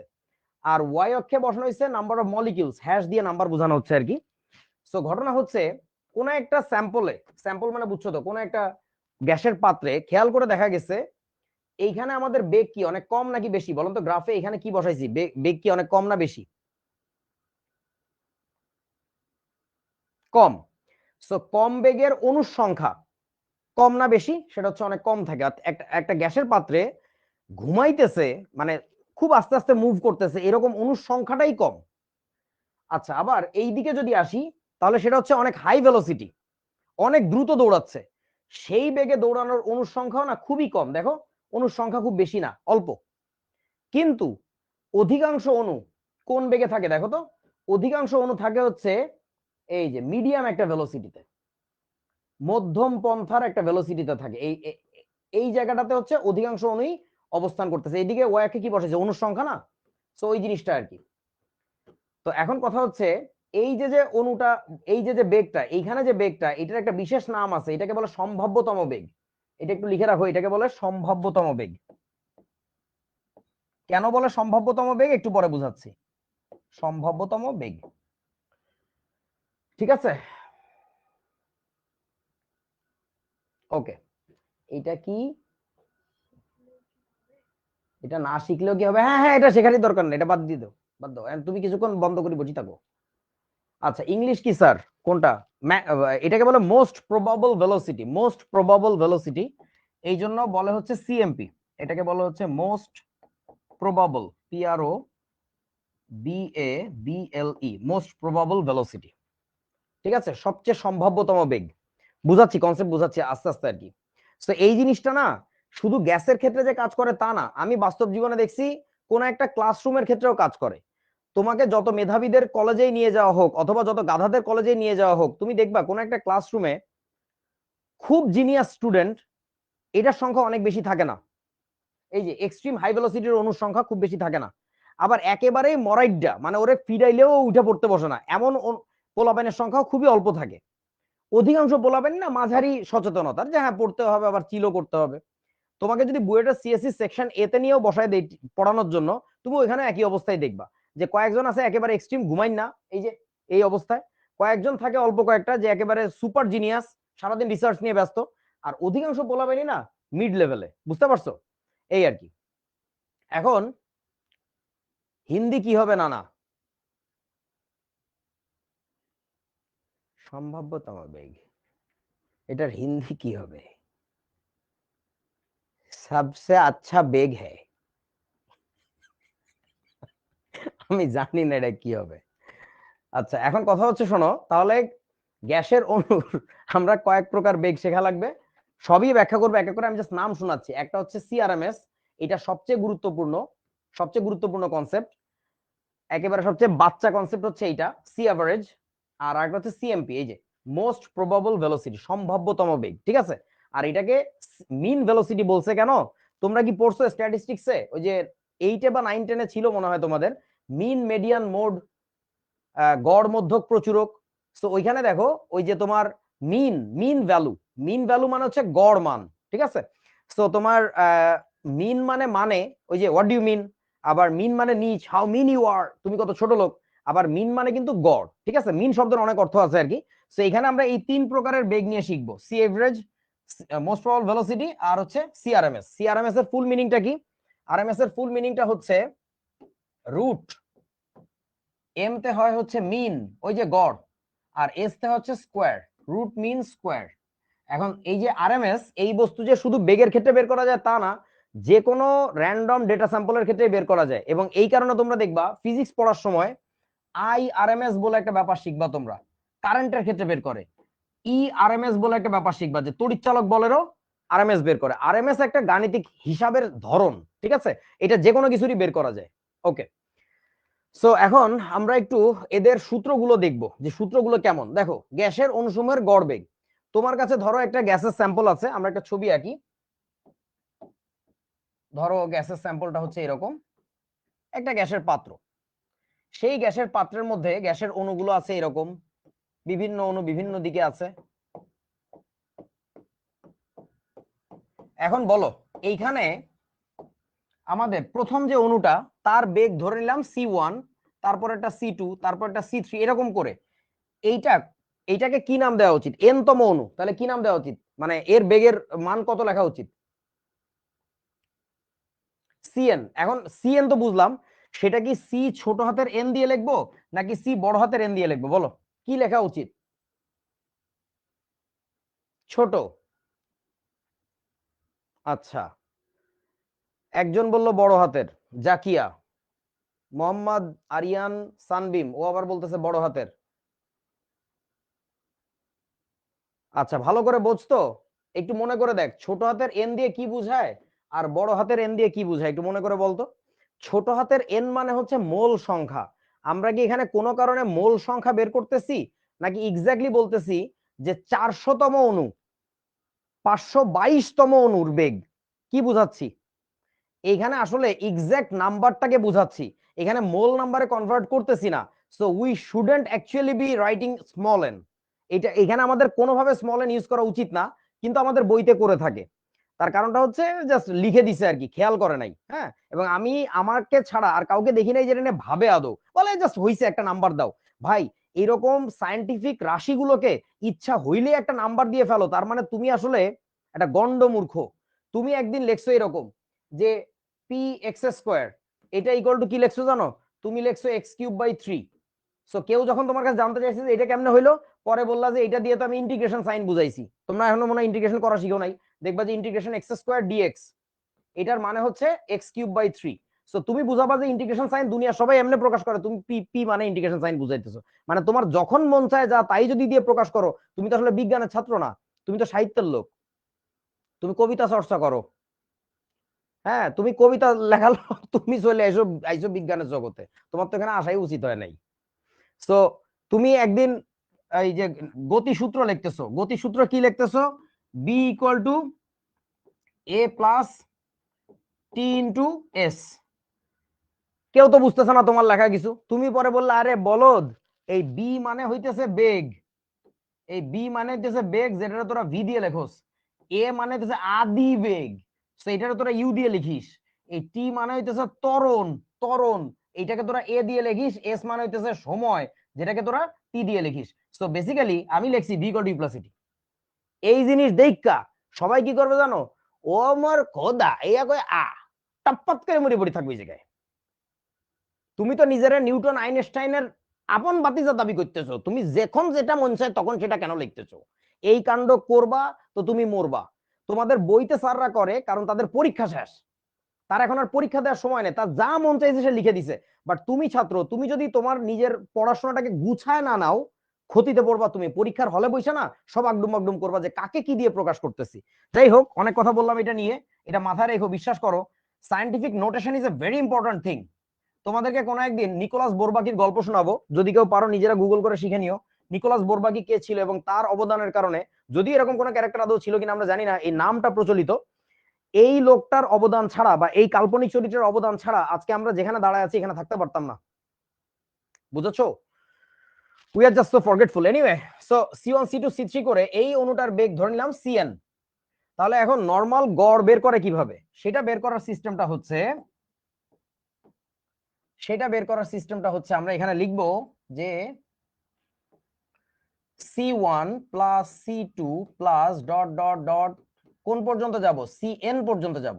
n তম অণুর বেগ, n তম বলেছি, বলি নাই n মোল, যার ফলে আমাদের বড় হাতের n দিয়ে লেখা উচিত। তুমি চাইলে ছোট হাতের n দিয়ে লিখতে পারো, কোনো সমস্যা নেই, বোকামি করতেছো আর কি। আচ্ছা, ডিভাইডেড বাই কি লেখা উচিত বলেন তো, বড় হাতের n, বুঝছো? আচ্ছা, এইবার কথা হচ্ছে দেখো তো ভাই, এই যে সূত্রটা আমরা লিখছি, তোমাদের কি মনে হয় এই সূত্রটা আসলে বাস্তব জীবনে কোনো গ্যাসের পাত্রের জন্য প্রয়োগ করা পসিবল? বলো তো কেন পসিবল না, একটু চিন্তা করো। তোমার কাছে ছোট একটা গ্যাসের পাত্র দিলাম, ছোট্ট একটা গ্যাসের পাত্র, ওই বডি স্প্রে বোতল আছে না এই জায়গায়, বডি স্প্রে না কি নাম ওটা, এয়ার ফ্রেশনার, হ্যাঁ নিয়ে আসো তো। আচ্ছা, সো বাস্তবে কেন প্রয়োগ করা সম্ভব না, তার কারণটা হচ্ছে যে তোমার আসলেই বাস্তবে একটা গ্যাসের পাত্রের যতগুলো গ্যাসের অণু থাকে, এই অণুগুলোর প্রত্যেকটার স্পিড কোন একটা সার্টেন মোমেন্টে একসাথে বের করা totally something next to impossible, এটা বাইট করতে পারবা না। সো এই সূত্রটা যদিও গণিতের লোকজনরা আমাদেরকে শিখাইছে, এই সূত্র পদার্থবিজ্ঞান বা রসায়নের লোকজনরা বাস্তবে প্রয়োগ করতে পারবে না, চাইলেও পারবে না। তোমরা কি বুঝছো আমার কথা?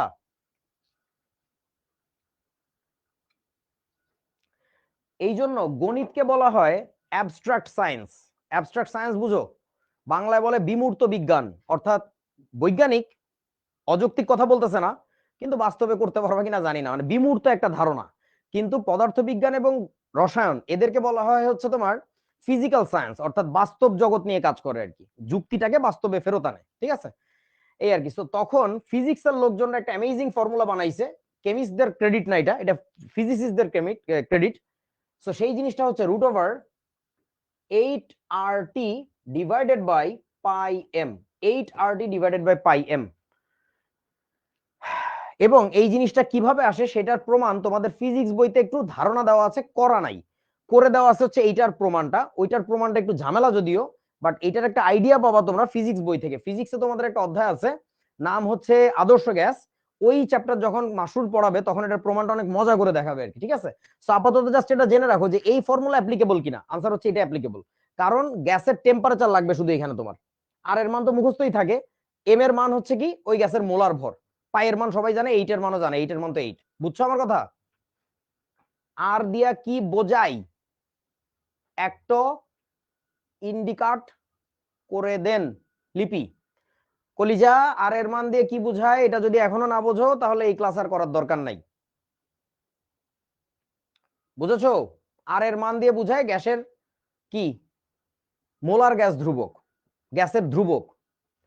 আচ্ছা গেল, এখন আসো, তারপরে আসো, হ্যাঁ মান ইস মর্তাল, এই টাইপের হয়ে গেছে। সুশান্ত দেবনাথ, তোরে ক্লাস করতে দেখতেছি না, তুই খালি আলতু ফালতু কথা কইতেছস। মানিস মর্তাল এই কইতে কইতে 3বার লেখা হয়ে গেছে, নাইস। ও আবার সাউন্ডে খুঁজতেছিল একটু আগে, আমি বুঝছি তোর কাহিনী, তুই খুব মনোযোগী। আচ্ছা এবার আসো, গ্যাস অনুসমূহের বর্গমূল গড় বর্গবেগ। সো বর্গমূল বলছে, এটাকে ফিজিক্সের লোকজনরা বলে মূল গড় বর্গবেগ। এটা বলাটা ঠিক না, মূল মানে কি আবার বর্গমূল, পুরো কথাটা হচ্ছে বর্গমূল। তুমি বলবা বর্গমূল গড় বর্গবেগ, এবং এই কথাটা অনেকেই মুখে বলে নাই কোনোদিন, তারা যদি জিজ্ঞাসা করা হয় সিআরএমএস সে বোঝে, বাট এটা কোনোদিন মুখে বলে না। যদি বলি বাংলায় বল, সে তখন বলে বগ বগ বগ বগ বগ বগ বগ বগ, মানে বগ বগ টাইপের কি যেন একটা আছে, কইতে পারে না আর কি। বগ বগ না, বর্গমূল গড় বর্গবেগ। এবার আসলে জিনিসটা কেমনে বের করে, প্রথম কথা হচ্ছে জিনিসটা একটা বর্গমূল, তার মানে বিশাল করে একটা রুট দাও, রুট ওভার, বিশাল বড় করে একটা রুট দাও, দিয়েছো? এই যে বিশাল বড় একটা রুট। এখন বর্গমূল তো করে ফেলছি, কিসের বর্গমূল করেছো তুমি? একটা গড়ের বর্গমূল, গড়ের বর্গমূল। গড়ের বর্গমূল মানে হইতেছে একটা গড় মানের কি থাকে বলেন, গড় মানের নিচে থাকে হচ্ছে যত সংখ্যক রাশি নিয়ে কাজ করছে সেই সংখ্যাটা, সো এন থাকবে নিচে, ঠিক আছে? এখন এই গড়টা কিসের আসলে, সেটা হচ্ছে বর্গবেগের গড়। বর্গবেগের গড় মানে কি, নরমালি আগে বেগের গড় নিছিল, এখন বর্গবেগ, তার মানে C1 square plus C2 square plus dot dot dot dot কত পর্যন্ত Cn এর স্কয়ার যাইতে হবে। তোমরা কি বুঝিয়েছো আমার কথা? বোঝো না এখনো? বর্গমূল করতে বলছে, আমি আরো একবার দেখাচ্ছি, চলো কোনো সমস্যা নেই, বহুবার দেখানো যাবে। তোমাকে বলেছে প্রথমে বর্গমূল করতে, তাহলে করলাম ভাই বর্গমূল, কি আছে জীবনে। বর্গমূল কাকে করবি? গড়কে করবি। তাহলে একটা গড় মান, গড় মানের নিচে সবসময় কি থাকে? এন, ওই যে যত সংখ্যক ডেটা নিচে উপরে। এখন সেই গড়টা কিসের আবার? সেটা হচ্ছে বর্গবেগের গড়, সাধারণ বেগের গড় না, বর্গবেগের গড়। বর্গবেগ মানে হচ্ছে c1 স্কোয়ার c2 স্কোয়ার, মানে যে বেগটাকে নিব তার বর্গ নিব আমরা, তাহলে cn এর স্কোয়ার। বুঝিয়াছো? আচ্ছা, এই জিনিসটাকে বইতে অনেক আগডুম বাগডুম ল্যাঙ্গুয়েজে লেখা থাকে, এত আগডুম বাগডুম ল্যাঙ্গুয়েজ জানি না ভাই, এটাকে বলে আরএমএস বেগ। এখন বল, এই সমীকরণটা, এটা তো শিখাইছে গণিতের লোকজনরা, নর্মাল স্ট্যাটিস্টিক্যাল ফর্মুলা। এই বস্তু কি বাস্তবে প্রয়োগযোগ্য নাকি না বলো? নোপ, কোনোভাবে প্রয়োগযোগ্য না। এইটা করা না গেলে এটা কেমনে করে? তো তাহলে এইখানেও আবার ফিজিক্সের লোকজনরা অবতীর্ণ হয়েছে। সে আইসা বললো, ফিজিক্সের লোকজনরা আইসা বললো, এ সর, সাইড দে সাইড দে, ওইদিকে যা ওইদিকে যা। হ্যাঁ হ্যাঁ, আমি আছি এখানে। ওরা কি বললো, এইটাকে লেখা যাবে √3RT বাই হচ্ছে m। এটার প্রমাণ আমি একটু পরে করে দেখাবো, এটার প্রমাণ একটু পরে করে দেখাচ্ছি, দুই স্টাইলে করে দেখাবো, টেনশনের কিছু নাই, দুই স্টাইলে সময় না পেলে এক স্টাইলে দেখাবো, ঠিক আছে? এখন লাস্টেরটা আসো, গ্যাস অণুসমূহের সম্ভাব্যতম বেগ। এইটা বের করার সূত্রটা হচ্ছে এটা বের করার স্ট্যাটিস্টিক্যাল ফর্মুলা দেখাচ্ছি না, একবারে লিখে দেই। এটা বের করার সূত্র হচ্ছে √2RT বাই হচ্ছে m। এখন সম্ভাব্যতম বেগ জিনিসটা কি সেটা একটু ভালো করে বোঝো। ধরো তোমার কাছে একটা গ্যাসের পাত্র আছে, এই যে গ্যাসের পাত্র, সেখানে কতগুলা গ্যাসের অণু আছে। গ্যাসের অণুগুলাকে আমি কালার দিয়ে মার্ক করতেছি। এই যে এই কয়টা হলুদ অণু, কয়েকটা পিঙ্ক কালারের অণু আছে, কয়েকটা তোমার সাদা রঙের অণু আছে, এগুলোকে ক্রস দিয়ে দিচ্ছি, কয়েকটা ধরো তোমার নীল রঙের অণু আছে। ওকে, এখন বলো এই জায়গাটাতে যদি ঝাঁকানাকা দিয়ে আমি যদি আন্দাজে র্যান্ডমলি একটা অণু পিক করি, কি ধরনের অণু উঠে আসার সম্ভাবনা সবচেয়ে বেশি বলো? Pink ball, yellow ball, white cross or blue box, কোনটা? Yellow. Why is that so? কারণটা কি? বেশি সংখ্যায় বেশি, এক্স্যাক্টলি। সো এই জায়গাটাতে এই স্যাম্পলের ক্ষেত্রে আমরা বলবো হচ্ছে যেটা, এই ইয়েলো বলের প্রবাবিলিটি বেশি। এখন আমি যেটা বুঝাইতে চাচ্ছি সেটা হচ্ছে, ধরো এই মুহূর্তে এই যে ইয়েলো বলগুলো, এইগুলো দিয়ে বুঝাচ্ছি 10 মিটার পার সেকেন্ডের, 10 মিটার পার সেকেন্ড বেগের অণুগুলো। ধরো এই অণুগুলোর সব বেগ হচ্ছে 10 metre per second, 10 metre per second, 10 metre per second, এরকম আর কি। এই পিঙ্ক বল দিয়ে বুঝাচ্ছি আমি ধরো 5 মিটার পার সেকেন্ড, এদের সবার বেগ ওই সময় কোনো একটা কারণে 5 metre per second. Pink ball মানে হচ্ছে 5 মিটার পার সেকেন্ড। এই ব্লু বক্স মানে হচ্ছে ধরো 3 metre per second, 3 metre per second. আচ্ছা, হোয়াইট ক্রস মানে ধরো তোমার 96 মিটার পার সেকেন্ড, কোনো একটা কারণে ওদের বেগ বেশি, কি করা যাবে, 96 মিটার পার সেকেন্ড। সো ঘটনা হচ্ছে একটা গ্যাস স্যাম্পলের মধ্যে যে বেগের অণুর সংখ্যা ওই মুহূর্তে বেশি, ওই মুহূর্তে ওই নির্দিষ্ট মুহূর্তে যে বেগে বেশি সংখ্যক অণু বিদ্যমান, ওইটাকেই বলে মূলত ওই গ্যাস স্যাম্পলের সম্ভাব্যতম বেগ। অর্থাৎ আন্দাজে যদি আমি একটা অণুকে তুলে নিয়ে আসি, তাহলে ওই স্পেসিফিক বেগের অণু ওঠার সম্ভাবনা সবচেয়ে বেশি। তোমরা কি আমার কথা বুঝছো? ম্যাক্সিমাম সংখ্যক অণুর, হ্যাঁ শফিকুল ইসলাম রিফাত সুন্দর করে বলছো, ম্যাক্সিমাম সংখ্যক অণুর যে বেগ, মানে যে সার্টেন বেগে অধিকাংশ অণু অবস্থিত, তাকে আমরা অধিকাংশ বলতে বেশি সংখ্যক অণু, অধিকাংশ বলা যাবে না, বেশি সংখ্যক অণু। অধিকাংশ বলার মানে 50%-এর বেশি অণু ওইটাতে আছে, ব্যাপারটা এরকম নাও হইতে পারে আর কি। বুঝছস তো নাকি? আচ্ছা, মানে ধরো ব্যাপারটা এরকম, 500টা স্টুডেন্ট আছে বা 50টা স্টুডেন্ট আছে, 50 জনের মধ্যে ধরো 20 জনের একটা সার্টেন বেগে আছে, বাকি সব 10 জন 10 জন করে আছে, তাহলে কিন্তু ওই 20 জন স্টুডেন্টের যে বেগ, ওইটাই হচ্ছে তোমার সম্ভাব্যতম বেগ। হ্যাঁ, তাহলে দেখো এখন এই 20 সংখ্যাটা কিন্তু অধিকাংশ বলা যাবে না, বেশি সংখ্যক বলা যাবে, অধিকাংশ বলা যাবে না। অধিকাংশ কথাটা মানে যে 50%-এর বেশি, ঠিক আছে? এই আর কি। তাহলে এই জিনিসটাকে আমরা এইখানে গ্রাফে যদি দেখি, তাহলে দেখো তো এইটা কি আসলে সম্ভাব্যতম বেগ না এইটা? কারণ হচ্ছে যদি বলি যে এই বেগে কতগুলো অণু আছে, এই বেগে এই সংখ্যক অণু আছে, যদি বলি এই বেগে কতগুলো অণু আছে, সেটা হচ্ছে এই সংখ্যক অণু আছে। সবচেয়ে বেশি সংখ্যক অণু কত বেগে আছে, সেটা হচ্ছে ভাই এই বেগে আছে। দেখেন সবচেয়ে বেশি সংখ্যক অণু, তাহলে এই বেগটাকে আমরা বলি হচ্ছে সম্ভাব্যতম বেগ। তোরা কি বুঝছস রে বাবা?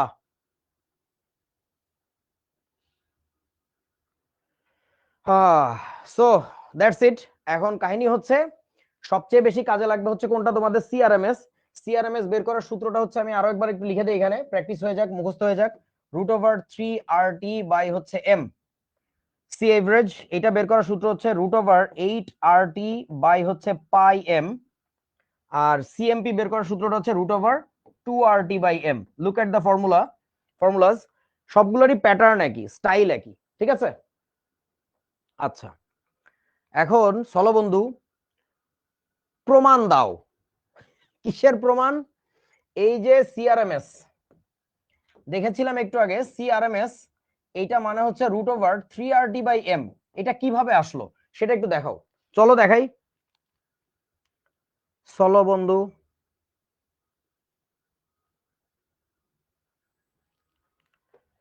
ওকে।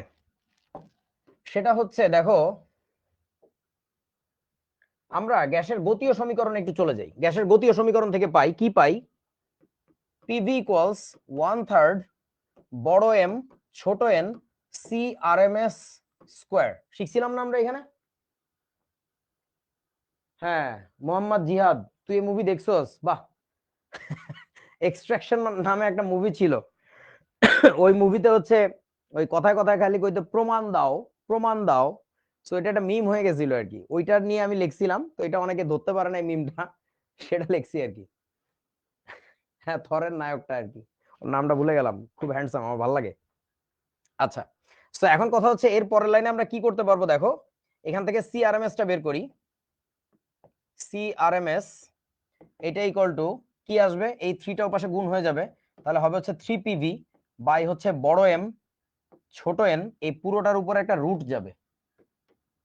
সবাই কি আমার কথা বুঝেছো? দেখো তো, থ্রিটা উপাসে গুণ হলো 3PV, তাহলে নিচে আসলে হচ্ছে mn, 3PV/mn, আর পুরোটার উপরে একটা রুট যাবে, ঠিক আছে?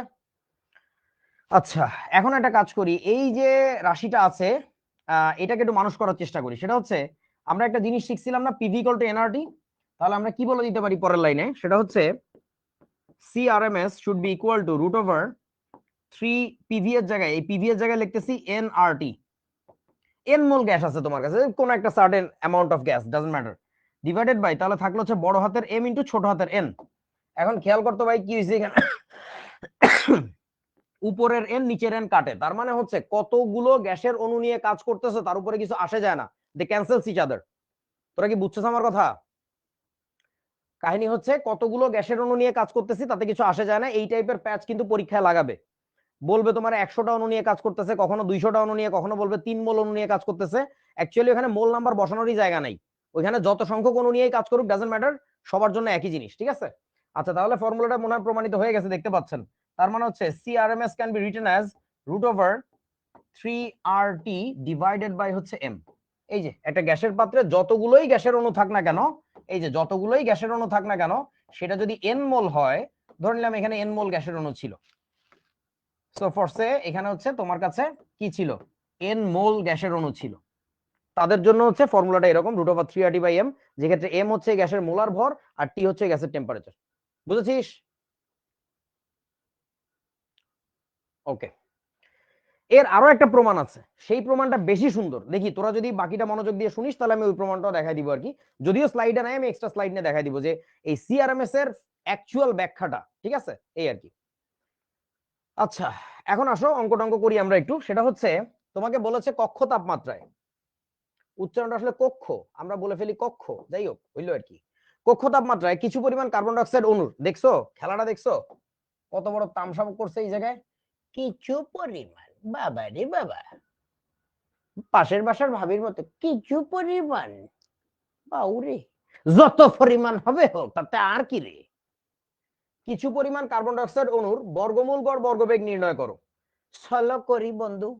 সিআরএমএস এটা বের করার সূত্র হচ্ছে √3RT ডিভাইডেড বাই হচ্ছে m। বলো কত বসাবো? √3 তো 3 বসাইলাম, আর এর মান কত? আর এর মান কত বলো তো, কত বসাবো? 8.314 নাকি 0.0821?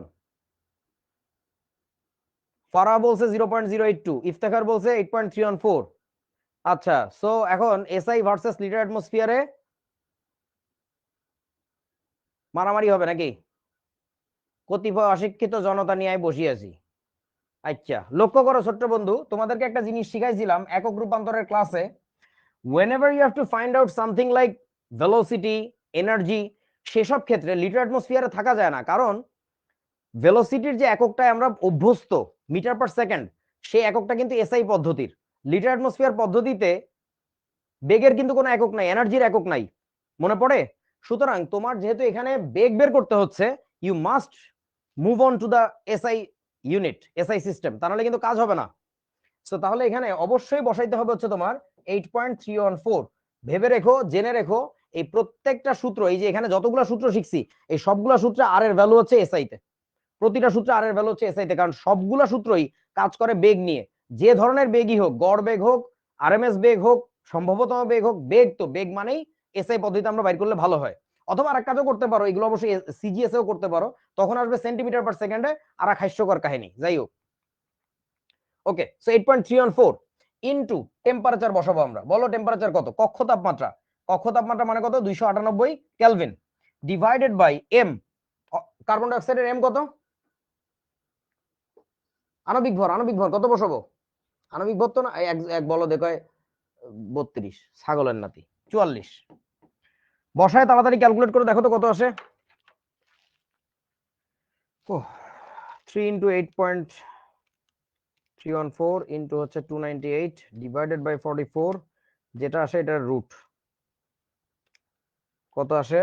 12.99। একক কি হবে এটার বলো?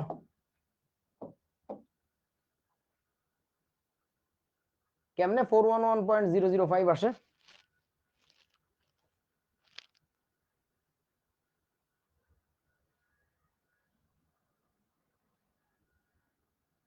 No mistake detected. টুট টুট। না, কোনো মিস্টেক তো আমার হয় নাই, তোমরা ভুল বলতেছো। ঠিক আছে, 12.99। ও বোর্ডে আনসার দেয়া। হায় হায়, ও মোর খোদা, এ কি হইলে? এ কেমনে হইলে? হ্যাঁ, আচ্ছা, এই আমার হিসাব ভুল আছে কিনা তাই বল। হিসাব ঠিক আছে তো নাকি? অশিক্ষিত দল, দাঁত কালাইতেছিস কেন? একদম কিলে মারি ফেলবো। আচ্ছা, একক কি আসার কথা তাই বল। ওই যে ওটা জাস্ট ফরগেট ইট। একক কি আসার কথা বলো? এসআই পদ্ধতিতে, রাইট? সো এসআই পদ্ধতিতে একক কি আমাদের? Metre per second. ঠিক আছে, তাহলে এটাই আমাদের আনসার। ওটা বাদ দাও, ওটা জানি না আমি, একদম একদম। ঠিক আছে, বিচিত্র বাবু তোরে কিলাই মারি ফেলবো। চলো বন্ধু, পরের স্লাইডে। এ কি? এটা কি? তোমার নানার মতো লাগতেছে। হ্যাঁ, এটা তো তোমার নানি। সে কি বলতেছে দেখো তো। হুম, না বাবা, 273 হবে না। 273 তো কি বলে, প্রমাণ তাপমাত্রা। বলছিল তো কক্ষ তাপমাত্রা। আমি এই অঙ্কগুলো পারি, পারুলের মা, কিন্তু কেন জানি আনসার মিলে না। আরে তাই তো, অঙ্ক তো ফাইছি, কিন্তু আনসারটা মিলে নাই। দেখছো অবস্থা, তোমার নানার মনের কথা। এইটা সত্যি, আমি আইব ভাইয়ের ক্লাসের সময় ক্লাস না করে তোমার প্রোফাইল পিকচারে লাইক দিতাম। করো কিনা তোমরা বলো তো? হুম, আইব ভাই, এনাম বলে আইব ভাই। কিন্তু আজকেই শিখর ফুল কোর্সে ভর্তি হবো তোমার নানির কসম। বুঝছো ব্যাপারটা? তোমার নানিকে তার নানির কসম দিতেছে। শিখর ফুল কোর্সে ভর্তি না হলে বিয়ে শাদী হবে না, বাচ্চা কাচ্চা তো প্রশ্নে উঠে না। ব্যাপারটা ভালো করে বুঝো। তোমরা অনেকেই অঙ্ক ফাইরবা, কিন্তু অঙ্কের কেন জানি আনসার মিলবে না। ঘটনাটা এরকম হবে। তোমার বেরিয়েছে এটা, ওই বইতে দেওয়া ওইটা। প্রজ্ঞা পারমিতা ধরে ফেলেছে। তার সবার আগে ধরছিল বিচিত্র বাবু সরকার। ঘটনাটা হইতেছে, একটু ভালো করে বুঝি আসো। এই যে দেখো এই কথাটা পড়ো, এই কথাটা না পড়িলে বিয়ে শাদী হবে না, বাচ্চা কাচ্চা তো প্রশ্নে উঠে না, বুঝছো? হ্যাঁ, শিরোনামে লেখা আছে বাইসতে হইলে জানতে হবে। এটা খুবই বিচিত্র একটা কথা। আমার কলিজার টুকরা বিচিত্র বাবু সরকার, কি কিউট একটা ফোলা, সব দড়ি ফেলে, জোস। বিচিত্র হলে সরি, বাঁচতে হলে জানতে হবে। দেখো, এই তিনটা সূত্রতেই তোমার অবশ্যই আর এর মান এসআই পদ্ধতিতে ব্যবহার করবে। সেই সাথে আরো একটা কথা বলা আছে, এবং এম তাহলে কিসে যাবে? কেজি পার মোলে যাবে বন্ধু। যদি তুমি এসআই পদ্ধতিতে কাজ করো তাহলে এম এর মান তো তোমার কোনোভাবে গ্রাম পার মোলে থাকতে পারে না, পারে কি? অবশ্যই না। That is the fact. তাইলেই কেবল বেগের মান আসবে। কোন এককে? বলো বলো, শূন্যস্থান পূরণ করো তাড়াতাড়ি। কোন এককে বেগের মান আসবে তখন? বলেন। এসআই। এসআই বলতে বুঝাচ্ছি আমরা মিটারস পার সেকেন্ড, এই এককে। এই এককে যদি বের করতে যাও তোমাকে অবশ্যই অবশ্যই এম এর মানটা কেজি পার মোল এককে বসাইতে হবে, তা নাহলে কোনো খেলা হইতেছে না। বুঝতে পারছো বন্ধুগণ? তাহলে এই অঙ্কগুলো বিশ্বাস কর, এই অঙ্কটা বিশেষ করে আমার এইচএসসি পরীক্ষার আগের দিন, মানে 2 দিন আগে, আগের দিন না, ঠিক 2 দিন আগে আমি যখন অঙ্ক করতে বসছি, আমার দেখি কোনো অঙ্কের আনসার মিলে না, আরএমএস বেগের, গড় বেগের কোনো অঙ্কের আনসার মিলে না। আমি ভাবছি কোনো কারণে বইয়ের আনসার ভুল, কিন্তু একটা দুইটা আনসার তো না। আর তোদের সময়ের বইতে কিন্তু প্রচুর ভুল থাকে, আমাদের বইতে এত ভুল ছিল না। বুঝলাম না, সব অঙ্ক মিলতেছে, শুধু এই বেগের অঙ্কগুলো মিলতেছে না। আচ্ছা থাক, ফালাই দিই। পরের টপিকে গেলাম, তারপরের টপিকে গেলাম। তো পরীক্ষার ঠিক আগের দিন আমার এক বন্ধু বাসায় আসছে। তো বাসায় এসে তারপরে বলতেছে, ওকে দেখাইছি যখন, তো দেখতো এগুলো মিলে না কেন। এই অঙ্ক ঝামেলা হয়েছে। কি ঝামেলা? বলে যে এখানে 44 ইউজ করলে হবে না, 44 ইন্টু 10 টু দি পাওয়ার কত লেখা লাগবে? -3। আমি বললাম কে? বললো জানি না, এমনি আমার স্যার করাই দিছে, এখানে -3 না বসলে অঙ্ক মিলে না। আমি বললাম কি বিচিত্র। তারপরে আমি কি করছি জানো? ওটা শিখে ফেলছি সাথে সাথে। কারণ কালকের দিন পরীক্ষা, আজকে তো যুক্তির এককারে লাইচে ফালাই দে, ওইটা না বসাইলে মিলতেছে না, এটা বসাইলে মিলে গেছে, কোনো কথা হবে না, আগে ওইটা কর। এরপরে আমি যেটা হয়েছে, অ্যাডমিশন টেস্টের সময় যে যে ভাইয়ের কাছে পড়তাম, ওই ভাইয়া বুঝাইছিল কেন এখানে 10 টু দি পাওয়ার -3 মাস্ট। বুঝিয়াছো তোমরা আমার কথা? যে জিনিস আমি এইচএসসি পরীক্ষার আগের দিন জানছি, ব্যাখ্যা পাইছি অ্যাডমিশন টেস্টের সময়, সেই জিনিস তুমি এই বস্তু ইন্টারমিডিয়েট ফার্স্ট ইয়ারে শিখতেছো। আচ্ছা, সো এখন এইটা বসায় দেখো তো আনসার মেলে কিনা। এইটা বসায় দেখো, চলো আবার একটু ক্যালকুলেশন করি আমরা। কই গেল বেটা? আবার লেখা লাগবে। 3 ইন্টু 8.314 ইন্টু হচ্ছে 298 divided by 44 10 to the power -3। It gives you 168925.3636 root over answer. That gives you what? এটা কাটি দেই, এটা হয় নাই। এটা আসবে হচ্ছে 411.005 এত metres per second. That's it. বুঝেছো বন্ধুগণ? হ্যাঁ, yes, you guys are lucky. আচ্ছা, সো এখন আশা করি বুঝতে পারছো। এখন বাঘের মতো বাঁচা শিখতে হবে, যে আমি যেরকম কুতকুতায় মুরগির মতো বাঁচছিলাম, যে কোনো রকমে ওই মানটা 10 টু দি পাওয়ার -3 গুণ করে বসা, তা নাহলে অঙ্ক মিলবে না। এই কাজে যেন তোমাদের করা না লাগে, তোমার বন্ধুদের সামনে যেন তোমার মাথা নিচু হয়ে না যায়, তুমি যেন পৃথিবীর বুকে মাথা উঁচু করে বাঁচতে পারো। এই জন্য বাঘের মতো বাঁচতে হলে প্রমাণ করা জানতে হবে, কেন এখানে এম এর মান 10 টু দি পাওয়ার -3 না করলে অঙ্ক মিলে না। সেটা হচ্ছে, দেখো চলো আমরা একটু, সবগুলো সূত্র কি প্রমাণ করা দরকার আছে? যে কোনো একটা ধরে প্রমাণ করলেই তো হয়, বাকিগুলো তো বুঝাই যাবে। কারণ কি দেখতো ভাই, এখানে আছে জাস্ট 8/π, এখানে আছে 3, নিচে কিছু নাই, এখানে আছে 2। সো বেসিক্যালি এককটা নির্ভর করে কার উপরে? এককটা নির্ভর করে হচ্ছে এই যে RT/m, এই যে RT/m, এই যে RT/m, এই রাশিটুকুর উপরে। বুঝছো আমার কথা? আচ্ছা, সিআরএমএস টা করে দেই। শরীফা নিয়াজ নাফিস বলতেছে, শরিয়া নাফিস। আচ্ছা, সেটা হচ্ছে, চলো আমরা একটু দেখি। CRMS equal to √3RT by হচ্ছে m। এইটা সবচেয়ে বেশি পপুলার, এটাকে দেখাচ্ছি, সবই একই। তোরা কি বুঝছস? RT/m টাই হচ্ছে ফ্যাক্টর, এখানে 3 2 কোনো ব্যাপার না কিন্তু, ঠিক আছে? এককের ক্ষেত্রে, এককের ক্ষেত্রে। আচ্ছা, তাহলে এখন আমরা একটু মানগুলো বসাই ঠিক মতো। মানগুলো বলতে এককগুলো বসাই দেই। দেখো 3 এর কোনো একক নাই। আর এর ডিমেনশনাল অ্যানালাইসিস করব। ডিমেনশনাল বুঝো তো, মাত্রা নিয়ে কাজ করব। আর এর একক কি বলো তো? বসাচ্ছি এসআই তে, তার মানে joule per mole per kelvin. So joule না লিখে এখানে লিখলাম newton per metre square into per mole into per kelvin সাথে গুণ করে দিছো তুমি টেম্পারেচার দিয়ে, তার মানে কেলভিন দিয়ে গুণ করছো, ডিভাইডেড বাই এম। এখন এম এর একক যেহেতু এসআই তে বসানো হয়েছে আর এর ভ্যালুটা, তাহলে কিসে বসানো উচিত? কেজি পার মোলে। কথা ঠিক আছে? আচ্ছা, এবার আমরা যে কাজটা করব, এই কমেন্ট অফ করতে কিছুক্ষণের জন্য, পার মোল কাটবে, পার কেলভিন কেলভিন কাটবে। এখন নিউটনটাকে ভাঙতে হবে। নিউটনকে যদি আমরা ভাঙি তাহলে কি আসে দেখি আমরা একটু। নিউটন মানে কি? এফ ইকুয়াল টু কি ছিল আমাদের? M A. F equal to ছিল হচ্ছে আমাদের এম এ। এম মানে কি আবার? কেজি। এ মানে হচ্ছে metre per second to the power -2। তাহলে আমরা এখানে লিখতেছি KG metre per second to the power -2। সাথে কিন্তু আরো একটা ছিল মিটার টু দি পাওয়ার -2। এই যে নিউটন মানে হচ্ছে এইটুকু, KG metre per second square, আর মিটার টু দি পাওয়ার -2 তো আগে থেকেই ছিল, ডিভাইডেড বাই এখানে থাকবে হচ্ছে শুধুমাত্র আমাদের কি কেজি। তাহলে এবার দেখ ভাই, এই কেজি কিন্তু কাটে, তাহলে এখানে ফাইনালি কি থাকলো? আমি একটা কাজ করি, পুরো জিনিসটাকে একটু ছোট করি, আমার এখানে জায়গা লাগবে অনেক, অনেক না হয়ে গেছে প্রায়,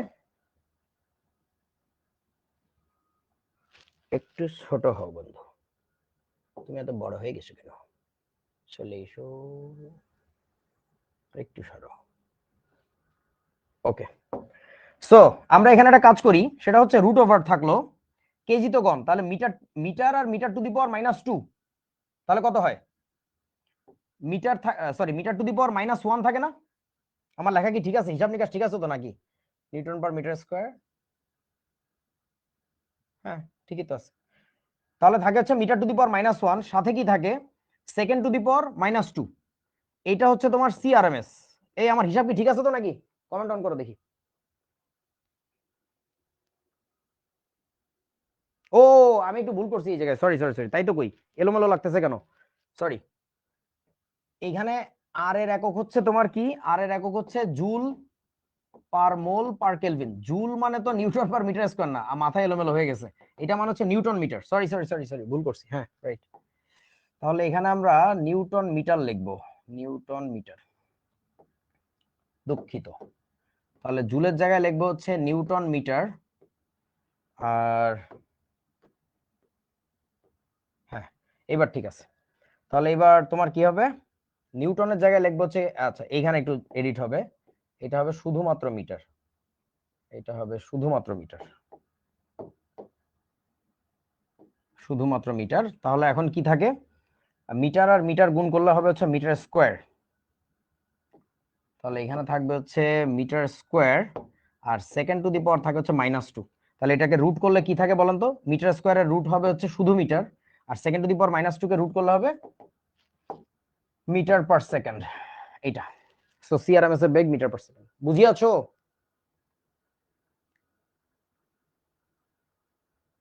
এই কমেন্টে যারা উল্টা পুল্টা করতেছে এগুলোর পাকড়াও করো। আচ্ছা রাইট। সো এখন এই জিনিসটা সিআরএমএস এর মানটা কখন মিটার পার সেকেন্ডে আসছে? একমাত্র মানে এটা আসবে যদি এবং কেবল যদি তুমি এম এর মানটা কত বসাও বলো তো? কেজি পার মোল। এটা অন্য কিছুতে বসাইলে তো আনসার মেলে না, বুঝছস তো? So that is the fact, যে এটা অবশ্যই আমাদের বসাইতে হবে আর কি। ওকে, ঠিক আছে। এইখানে আবার এটা কি লিখছে? এইখানে আবার আনসার লিখে রেখেছে, কি পাগলের দল, মারি ফেলো ওকে।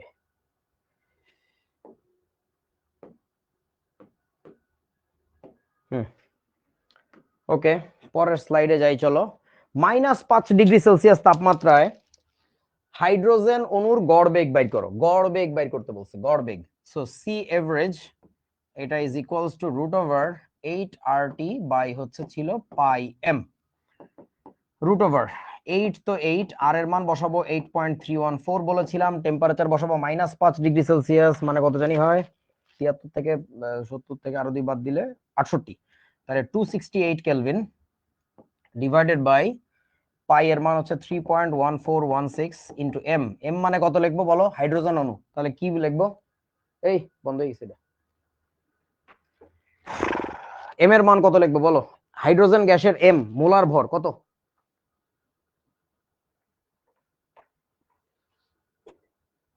হুম, 2 লিখলে হবে না, এখানে লিখতে হবে 2 × 10⁻³ সেটা করে দেখবা, যা আসে তত মিটার পার সেকেন্ড হবে। That is your answer. একক ছাড়া লিখবা না, একক ছাড়া লিখবা না, নাম্বারও দিবে না, স্যারও বিরক্ত হবে যে কি রে ভাই কি লিখছে এগুলা। আচ্ছা, একটি আবদ্ধ কক্ষের তাপমাত্রা 27 ডিগ্রি সেলসিয়াস হলে সেখানে বায়ুস্থিত কার্বন ডাই অক্সাইডের চেয়ে নাইট্রোজেন অণুর গড় বেগ কত বেশি বা কম হবে তা নির্ণয় করো। তার মানে তোমরা জানো একটা রুমের মধ্যে নরমালি কার্বন ডাই অক্সাইড থাকবে, নাইট্রোজেনও থাকবে। সো টেম্পারেচার তো দুইটা গ্যাসের একই, তাই না? 27 ডিগ্রি সেলসিয়াস। তা নির্ণয় করো এবং এর কারণ গাণিতিক ভাবে ব্যাখ্যা করো। আচ্ছা, তো কাহিনী হচ্ছে এই অঙ্কটা আমরা একটু পরে করব, মানে এই পরের অংশটা, প্রথম অংশটা করে ফেলি। তাহলে তুমি বাইর করবা প্রথমে আহ গড় বেগ নিয়ে কাজ করতে বলছে, খেয়াল করছো? গড় বেগ। তাহলে তুমি বাইর করো সি বার মানে C average, C bar of CO2, এটা একবার বাইর করো। সেটা হচ্ছে কত? √8 RT বাই হচ্ছে পাই এম, 8 RT/πm। চলো মান বসাই। √ থাকলো 8 তো 8, তারপরে 8.314, টেম্পারেচার হচ্ছে 300 কেলভিন, পাই এর মান 3.1416 ইন্টু এম। কত বসাবো? কার্বন ডাই অক্সাইডের ক্ষেত্রে 44 ইন্টু 10⁻³ এটা করে কিছু একটা আসবে, বাইর করো নিজেরা কত আসছে, ধরো কিছু একটা সামথিং এত মিটার পার সেকেন্ড। আচ্ছা, তারপরে আবার কি করব আমরা? এইবার আমরা বাইর করব সি বার অফ নাইট্রোজেন। তাহলে ইকুয়াল টু একবারে বসাই দেই, 8 ইন্টু 8.314 ইন্টু টেম্পারেচার হচ্ছে 300 kelvin divided by 3.1416 into M হচ্ছে 28 ইন্টু 10⁻³ আচ্ছা, এখানেও কিছু একটা আসবে, ধরো কিছু একটা আসলো আর কি, আমি জানি না, কিছু একটা মিটার পার সেকেন্ড। ধরে নাও এটা ওয়াই মিটার পার সেকেন্ড, এটা হচ্ছে X metre per second. So তাহলে তোমার ডিজায়ার্ড আনসার কি হবে? অতএব গড় বেগ কত বেশি বা কম? সো ডেল্টা ডিফারেন্স বাইর করবা, সেটা হচ্ছে কি এক্স ভ্যারিয়েশন ওয়াই, মানে পার্থক্য বাইর করতে হবে আর কি, নিজেরা করে নিও। কোন এককে বের হবে? এটা হচ্ছে মিটার পার সেকেন্ড এককে। এই এভাবে লিখছি, বুঝছো তো সবাই নাকি? মানে এভাবে লিখলে সমস্যা আছে?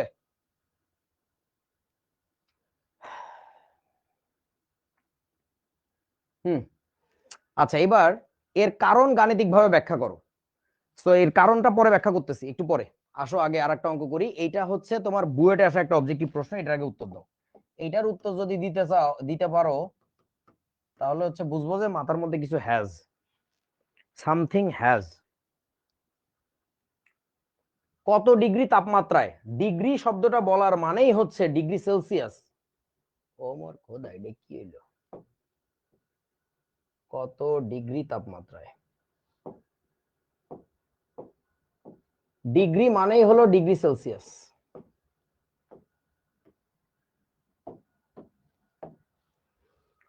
কত ডিগ্রি?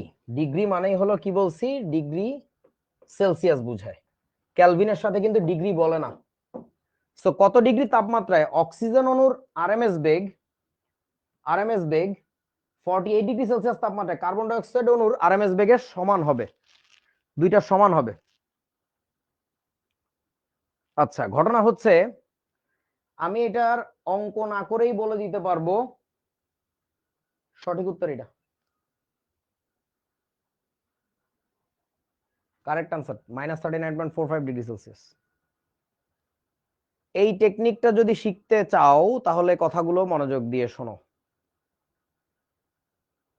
অঙ্ক না করে আনসার দেওয়া যায়, এবং এমন ভাবে দেওয়া ডেটাগুলো ক্যালকুলেশন করা লাগে না, চালাকি করা যায়।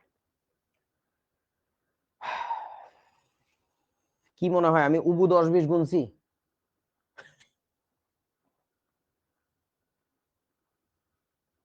দেখ ভাই, দুইটারই তো আরএমএস বেগের কথা বলছে, তাই না? একটা হচ্ছে অক্সিজেন আর একটা হচ্ছে কার্বন ডাই অক্সাইড। এখন দেখ, এখানে হেভিয়ার গ্যাস কোনটা? এটা না? এটার মোলার ভর হচ্ছে 44 গ্রাম পার মোল, আর এই বলদের হইতেছে মাত্র 32 gram per mole. So this one should be called as heavy gas বা হেভিয়ার গ্যাস, ভারী ভারী ভারী। আর এটা হচ্ছে লাইটার গ্যাস, LIGHTER, লাইটার, পাতলা, হালকা পাতলা। সো এবার একটু তুই চিন্তা করে দেখ, তাপমাত্রা মানে হইতেছে, তাপ শক্তি মানে হইতেছে একটা শক্তি। সো তোমার কাছে একটা হালকা অণু আছে আর একটা ভারী অণু আছে, এই দুইটার উপরে যদি একই শক্তি প্রয়োগ করো, কোনটা বেশি গতিশীল হবে? কোনটার গতি বেশি হবে? হালকাটার না ভারীটার, বলেন তো? হালকাটার। কারণ আমরা গতি শক্তি 12 mv², যার এম কম তার ভেলোসিটি তো বেশি হবে। এখন দেখ, তোকে বলছে দুইটার আরএমএস বেগের মান সমান হইতে হবে। তো বেগের মান সমান করতে গেলে যে হালকা তাকে কি তোমার বেশি তাপ শক্তি দেওয়া লাগবে নাকি কম তাপ শক্তি দিলেই একই পরিমাণে দৌড়াবে বলো তো? যে হালকা কম দেওয়া লাগবে। এখন তো একটু চিন্তা করে দেখ, কার্বন ডাইঅক্সাইড যে হেভি ভারীটাকে দিছে 48 ডিগ্রি সেলসিয়াস, তাহলে যে হালকা তাকে তো আমার 48 এর চেয়ে কম তাপমাত্রা দেওয়া লাগবে নাকি আরো বেশি দেওয়া লাগবে? ডেফিনেটলি কম দেওয়া লাগবে। হয়ে গেছে তো, টেম্পারেচার একমাত্র এইটাই কম। কোন গরু ছাগল আমার কথা বুঝে না। এ বুঝছস? কে করে এসব অঙ্ক? আমি তো করি না। তুই জাস্ট তাকায় দেখ, একটা ভারী গ্যাস একটা হালকা গ্যাস, দুইটা গ্যাসেরই ভেলোসিটি সেম করতে বলছে, ভেলোসিটি সেম হবে বলছে তো। সো ভেলোসিটি সেম হইলে ভারীটাকে যদি 48 ডিগ্রি সেলসিয়াস টেম্পারেচার অ্যাপ্লাই করে, ওর ক্ষেত্রে কত টেম্পারেচার অ্যাপ্লাই করা লাগবে বলছে? ওর ক্ষেত্রে আরো কম টেম্পারেচার অ্যাপ্লাই করলেই হবে। সো বাকি যতগুলো আনসার আছে সবই হচ্ছে বেশি বেশি, এটা একমাত্র কম। চোখ বন্ধ করে দাগাও, এটাই।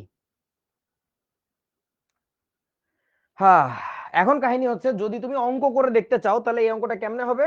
ব্যাপারটা হচ্ছে এরকম আর কি, দেখো তোমাকে বলছে কার্বন ডাইঅক্সাইড কি অক্সিজেনের আরএমএস বেগ, অর্থাৎ CRMS of oxygen that should be equal two CRMS of কি কার্বন ডাইঅক্সাইড, এই দুইটার আরএমএস বেগ সমান হইতে হবে। এখন মান বসাও। মান হচ্ছে আরএমএস এর সরি অক্সিজেনের আরএমএস বেগের সূত্র কি? √3 RT ডিভাইডেড বাই এম। এই সবগুলো ডেটা হচ্ছে অক্সিজেনের জন্য ইকুয়াল টু এইটার আরএমএস বেগের সূত্র তো একই, 3 RT ডিভাইডেড বাই এম। এই পুরো ডেটাটা হচ্ছে কার্বন ডাইঅক্সাইডের জন্য। আচ্ছা, তারপরে এবার মান বসাই। দেখো মান বসানোর আগে একটু খেয়াল করো, অনেক কিছু কেটে যায়। এই রুটের সাথে রুট নাই হয়ে যায়, 3 সাথে 3, আর এর সাথে আর সব কাটাকাটি। তার মানে বলা যাবে temperature by M of oxygen that should be equal to temperature by M of carbon dioxide. তারপরে আমরা কি করব? তারপরে আমরা লিখবো হইতেছে অক্সিজেনের জন্য কত টেম্পারেচার লাগবে এটা বাইর করতে বলছে, ডিভাইডেড বাই এম এর মান কত লিখবো? 32 নাকি 32 ইনটু 10⁻³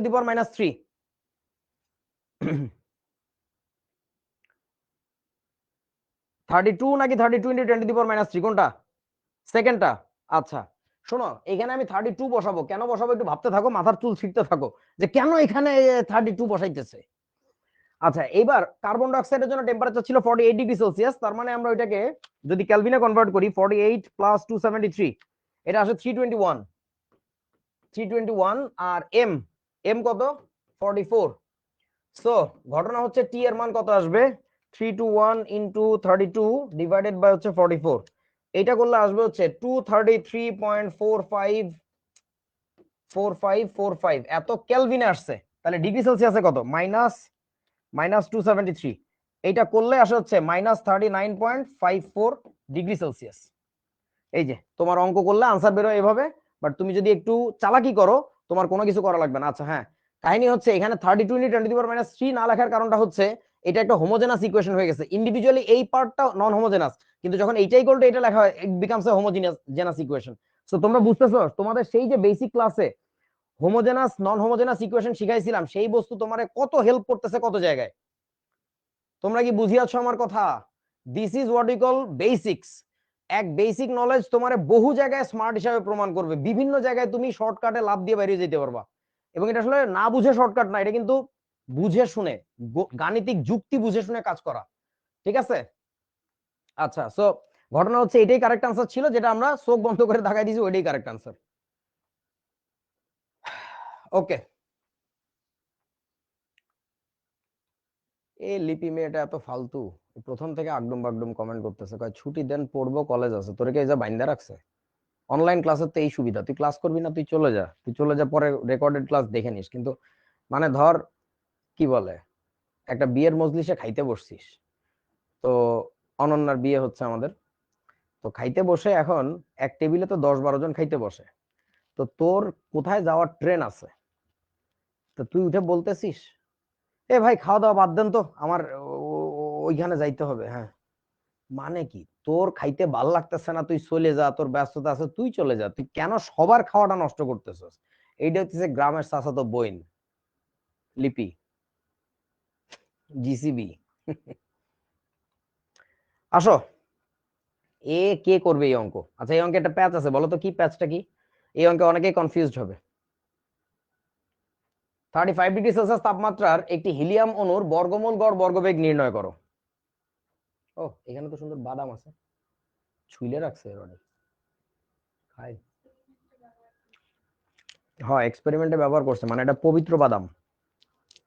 কারণ হইতেছে জ্ঞান সাধকের কলমের কালি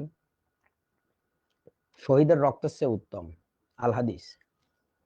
তো এক্সপেরিমেন্টে ব্যবহৃত বাদাম এটা পবিত্র বাদাম।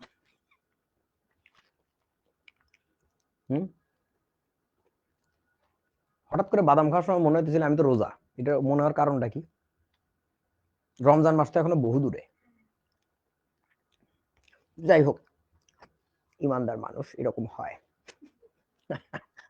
বলো, এই যে একটা অণু বলছে না, এই যে একটি হিলিয়াম অণু, কিচ্ছু আসে যায় না, এটা নিয়ে ক্যাচালটা করছে। এটা এই জায়গায় অনেকে কনফিউজড হবে।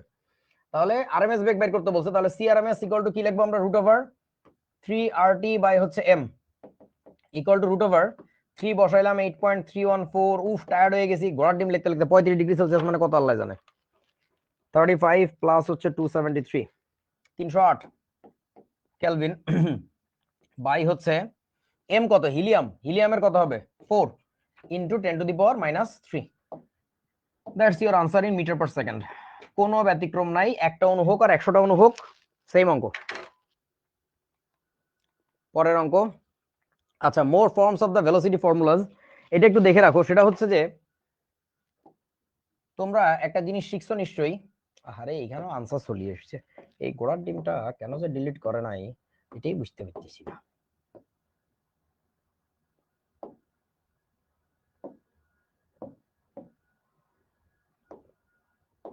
পুরো কি হলো এটা, হয় না? তাক বাদ দে, মর, কোনো সমস্যা নেই, থাকুক। খেয়াল করো, আমরা একটা কাজ করি, সেটা হচ্ছে আমরা একটা সূত্র শিখছিলাম, পিএম ইকুয়াল টু হচ্ছে ডিআরটি, মনে পড়ে? সেখান থেকে আমরা একটা কাজ করি, এখানে আরটি বাই এম এর রেশিও আছে, তাহলে আমরা ওই জিনিসটাকে যদি আলাদা করে ফেলি তাহলে আরটি ডিভাইডেড বাই এম কি আসে? এমটাকে নিচে পাঠাচ্ছি, তাহলে আসে হচ্ছে P by D. That thing is very useful, extremely useful. RT by M এটা রেশিও হচ্ছে পি বাই ডি, বুঝছো? তাহলে তোমরা এটাকে লিখতে পারবা √8, তো 8 এর জায়গায় 8/পাই আছে, থাকুক। আরটি বাই এম, এই যে আরটি বাই এম, এখানে লেখা যায় পি ডিভাইডেড বাই হচ্ছে ডি। তাহলে এটাকে কি লেখা যাবে? এই যে আরটি বাই এম, 3 থাকলো 3p/d, এটা লেখা যায়, ডি মানে ডেনসিটি। এখানে আরটি বাই এম আছে, তার মানে লেখা যায় 2p/d। বইতে কিন্তু এই সূত্রগুলো নাই, শুধু এটাটা আছে √3p/d, বাট বাকিগুলো লেখা যায়, খেয়াল করে দেখো। বুঝছো আমার কথা? আমি এইমাত্র সিদ্ধান্ত নিলাম যে সিআরএমএস এর সূত্রটা, এটা যে সেকেন্ড আর একটা পদ্ধতিতে প্রমাণ করা যায় সেটা আমি তোমাদের দেখাবো না। Right now I just decided, specific কয়েকজনের জন্য। সো স্পেসিফিক কারা এই কাজগুলো করছে, এত বেশি ফালতু কথা বলছে পুরো ক্লাসে, তোমরা তাদেরকে চেনো, তাদেরকে তোমরাই মানুষ করো, না করলে ইউ জাস্ট লস্ট ইট। এখন এখানে যারা প্লিজ বলবা তারাও পানিশমেন্ট খাবা, কোনো প্লিজ বলে লাভ নাই। I have already decided, I have given you more than 30 minutes. 30 মিনিটেরও বেশি সময় আগে বলেছিলাম যে এটা ঠিক করো, করো নাই যেহেতু ইউ আর ডান। ধন্যবাদ আমাকে বাঁচায় দেওয়ার জন্য সময়। আচ্ছা, সো এখন কাহিনী হচ্ছে এখানে একটু ক্যাচাল আছে, সেই ক্যাচালটা হইতেছে, তোমরা কি আমাকে একটু বলতে পারবা এইখানে প্রেসারের একক কি ব্যবহার করতে হবে? কোন এককে প্রেসার দিব বলো? অ্যাটমসফিয়ার না, এসআই তে বসাইতে হবে। শোনো শোনা, আরটি বাই এম পুরো রাশিটা যেহেতু তুমি এসআই তে বসাইছিলা, তাহলে পি বাই ডিটাও কিসে বসাইতে হবে? এসআই তে না? তাহলে প্রেসার বসাইতে হবে হচ্ছে প্যাসকেলে, আর ডেনসিটি বসাইতে হবে কিসে বলুন তো? ডেনসিটি বসাইতে হবে কিসে? এসআই তে। মানে ডেনসিটির একক কি হবে? এটা হবে হচ্ছে kg/m³। প্রতিটা প্রেসার প্যাসকেলে, ডেনসিটি বসাইতে হবে kg/m³। এটা না বসাইলে অঙ্ক মিলিবে না। এটার জন্য বহু জনতা কান্নাকাটি করে যে কেন অঙ্ক মেলে না। প্রেসার বসাইতে হবে প্যাসকেলে আর ডেনসিটি বসাইতে হবে kg/m³। Don't make a mistake, that is a must. আচ্ছা,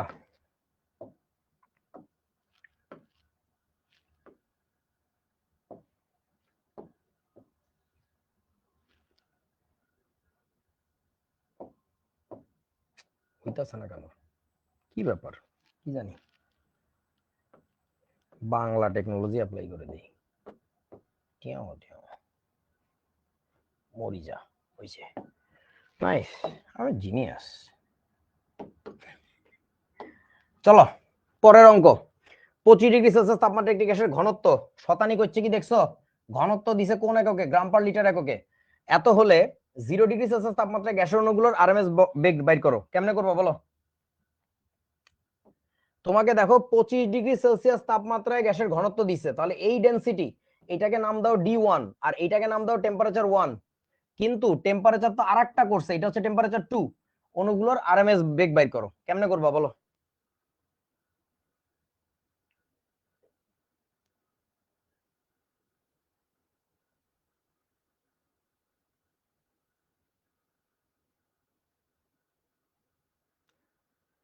হ্যাঁ, হোমোজেনাস ইকুয়েশন বানায়া প্রথমে তোমার এই 0 ডিগ্রি সেলসিয়াস তাপমাত্রায় গ্যাসের ঘনত্বটা বাইর করে নিতে হবে।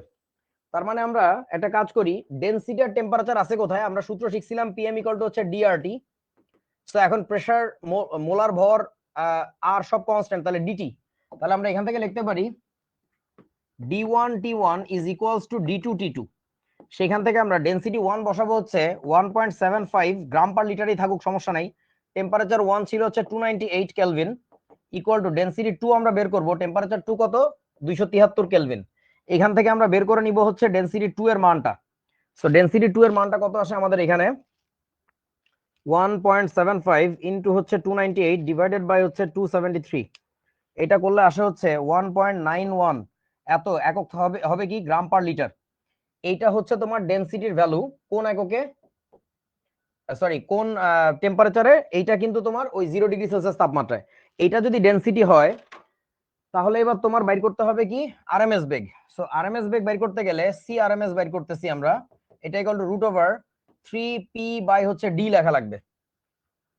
এখন 3RT/m কেন অ্যাপ্লাই করা যাবে না? কারণ গ্যাসটার নাম আমরা জানি না। খেয়াল করে দেখো, গ্যাসটার নাম আমাদের জানা নাই। 3p/d অ্যাপ্লাই করা লাগবে। তারপরের কাহিনী হচ্ছে দেখো, রুট ওভার 3 তো করলাম, প্রেসারের মান কত তাও তো জানি না। প্রেসারের ক্ষেত্রে একটা কমন নিয়ম হচ্ছে, যদি কখনো প্রেসার দেওয়া না থাকে তাহলে স্ট্যান্ডার্ড প্রেসার ধরতে হয়। তাহলে স্ট্যান্ডার্ড প্রেসার আমরা কত ধরবো? সেটা লেখা লাগবে 101325 প্যাসকেল ডিভাইডেড বাই ডেনসিটি। এই ডেনসিটিটা কিন্তু ডেনসিটি 2। সো ডেনসিটি 2 এর মান হচ্ছে 1.91 গ্রাম পার লিটার। এটাকে একটু কনভার্ট করে আসি চলো।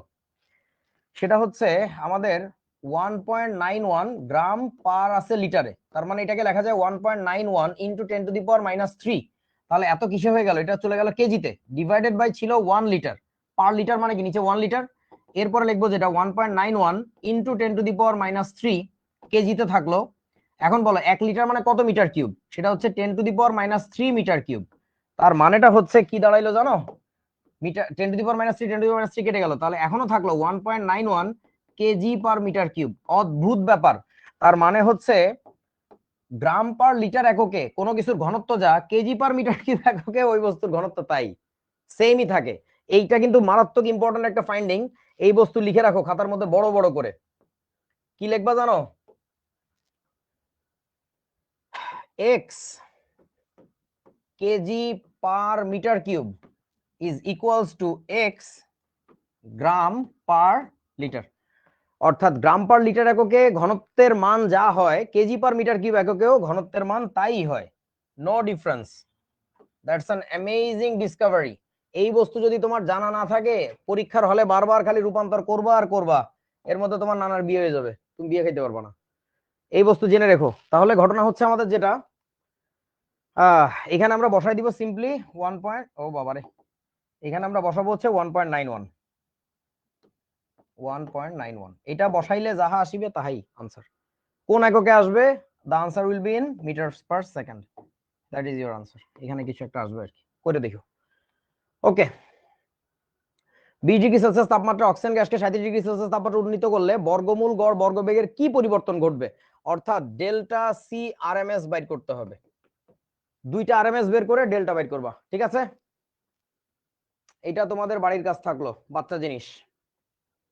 তারপরে এবার 0 ডিগ্রি সেলসিয়াস তাপমাত্রা একটি গ্যাসের আরএমএস বেগ হচ্ছে এত মিটার পার সেকেন্ড। গ্যাসটির আণবিক ভর বাইর করো। মারাত্মক সুন্দর অঙ্ক, মারাত্মক সুন্দর অঙ্ক। চলো করি। ওই বেটা কি হয়েছে এটা? দেখো আমরা এটা কাজ করি 0 ডিগ্রি সেলসিয়াস তাপমাত্রা, তার মানে লিখে ফেলি C RMS equal to root over 3RT by হচ্ছে m। সিআরএমএস এর ভ্যালুটা কত? 652.35 মিটার পার সেকেন্ডে আছে, ভালো কথা। রুট ওভার 3 থাকলো, আর এর মান কত লিখবো? 8.314। টেম্পারেচার কত লিখবো? টেম্পারেচার লিখবো 273 কেলভিন। এটা বসানোর পরে ডিভাইডেড বাই m বের করবো আমরা এখান থেকে। এখন এখান থেকে একটু তোমরা ক্যালকুলেশন করে দেখো m কত আসে। আমি একটু করতেছি।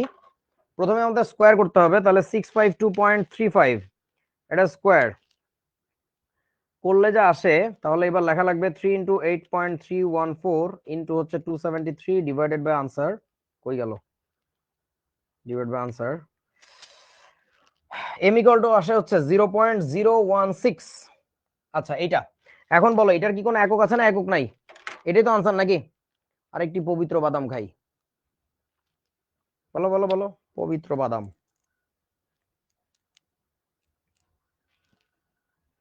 ফুরি গেল, আরেকটি বাদাম আছে, খেয়ে ফেলি। বলো। জোস। এইখানে কিন্তু এককটা আসবে হচ্ছে কেজি পার মোল। কেজি পার মোল। এখন বল, এইটাই কি আণবিক ভর নাকি না? এটাই কি আনসার নাকি না? জানতে চেয়েছে আণবিক ভর। আণবিক ভর আর মোলার ভরের মান একই হয় যদি মোলার ভরের একক কি হয় বলেন? বিসমিল্লাহ। পবিত্র বাদাম টেস্টই অন্যরকম। গ্রাম পার মোলে। তার মানে এটাকে কি করা লাগবে? এখন 1000 দিয়ে গুণ করা লাগবে। 1000 দিয়ে গুণ করলে 1 ঘর 2 ঘর 3 ঘর, তার মানে হবে 16 গ্রাম পার মোল। বলো তো গ্যাসটি কোনটি? বলো তো এটি কোন গ্যাস? বলো। অক্সিজেন? ইম্পসিবল, অসম্ভব ব্যাপার, ফালতু কথা বললো না। এটা কিভাবে অক্সিজেন হয়? অক্সিজেনের মোলার ভর কত জানো? 32। ইফতেখারুল ইসলাম, সাবাস। এটা মিথেন। গাদা গরু কোথাকার, খালি সিনে 16 আর 32 দেখলে দোনোটা অক্সিজেন। আচ্ছা শেষ কথা, এই রেশিওটা প্রায় ভর্তি পরীক্ষা আসে, দেখাই দেয় আগে থেকেই যে সিএমপি, সি এভারেজ, সিআরএমএস এই তিনটার মধ্যে কোনটা বড় কোনটা ছোট। সো জিনিসটা আসলে মুখস্থ করার কিছু নাই, খুবই সিম্পল। তুমি সিএমপি এর ইকুয়েশনটা একটু চিন্তা করো।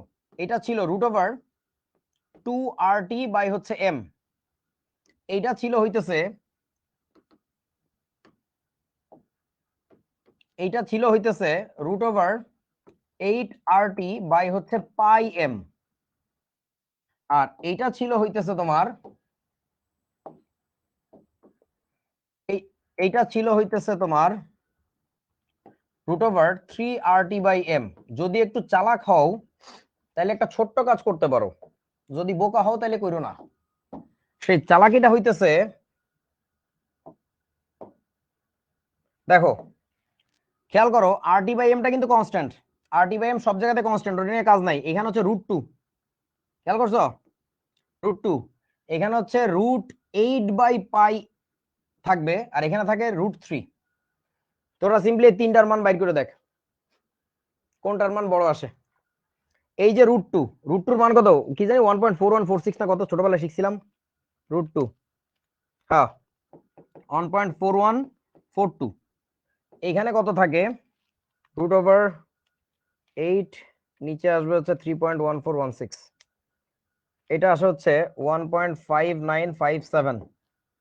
আর এই যে √3, এটার মান হচ্ছে 1.73। বলেন কোনটা বড়? কোনটা বড়? 1.4, 1.5, 1.7। তার মানে বলা যায় এই যে সিএমপি উইল বি লেস, মানে ওটার চেয়ে বড় হবে হচ্ছে কোনটা? C average, AVG. তার চেয়ে বড় হবে হচ্ছে সিআরএমএস। হিসাবটা মনে রেখো। এটা নিয়ে অবজেক্টিভ প্রশ্ন আসে যে কোন একটা নির্দিষ্ট তাপমাত্রায় কোন একটা গ্যাসের কোনটির মান বেশি, সিএমপি, সি এভারেজ নাকি সিআরএমএস? ডেফিনেটলি সিআরএমএস এর মান সবচেয়ে বেশি হয় আর কি। এর কারণ আছে, ওইটারই ফিজিক্যাল ব্যাখ্যা পাইতে যদি সিআরএমএস এর মেইন ইকুয়েশনটা প্রমাণ দেখাইতাম। So that was today's class, that's all for me. Okay, tata. ওমা এ কি তামাশা। টাটা, দেখা হবে পরের ক্লাসে। Good by.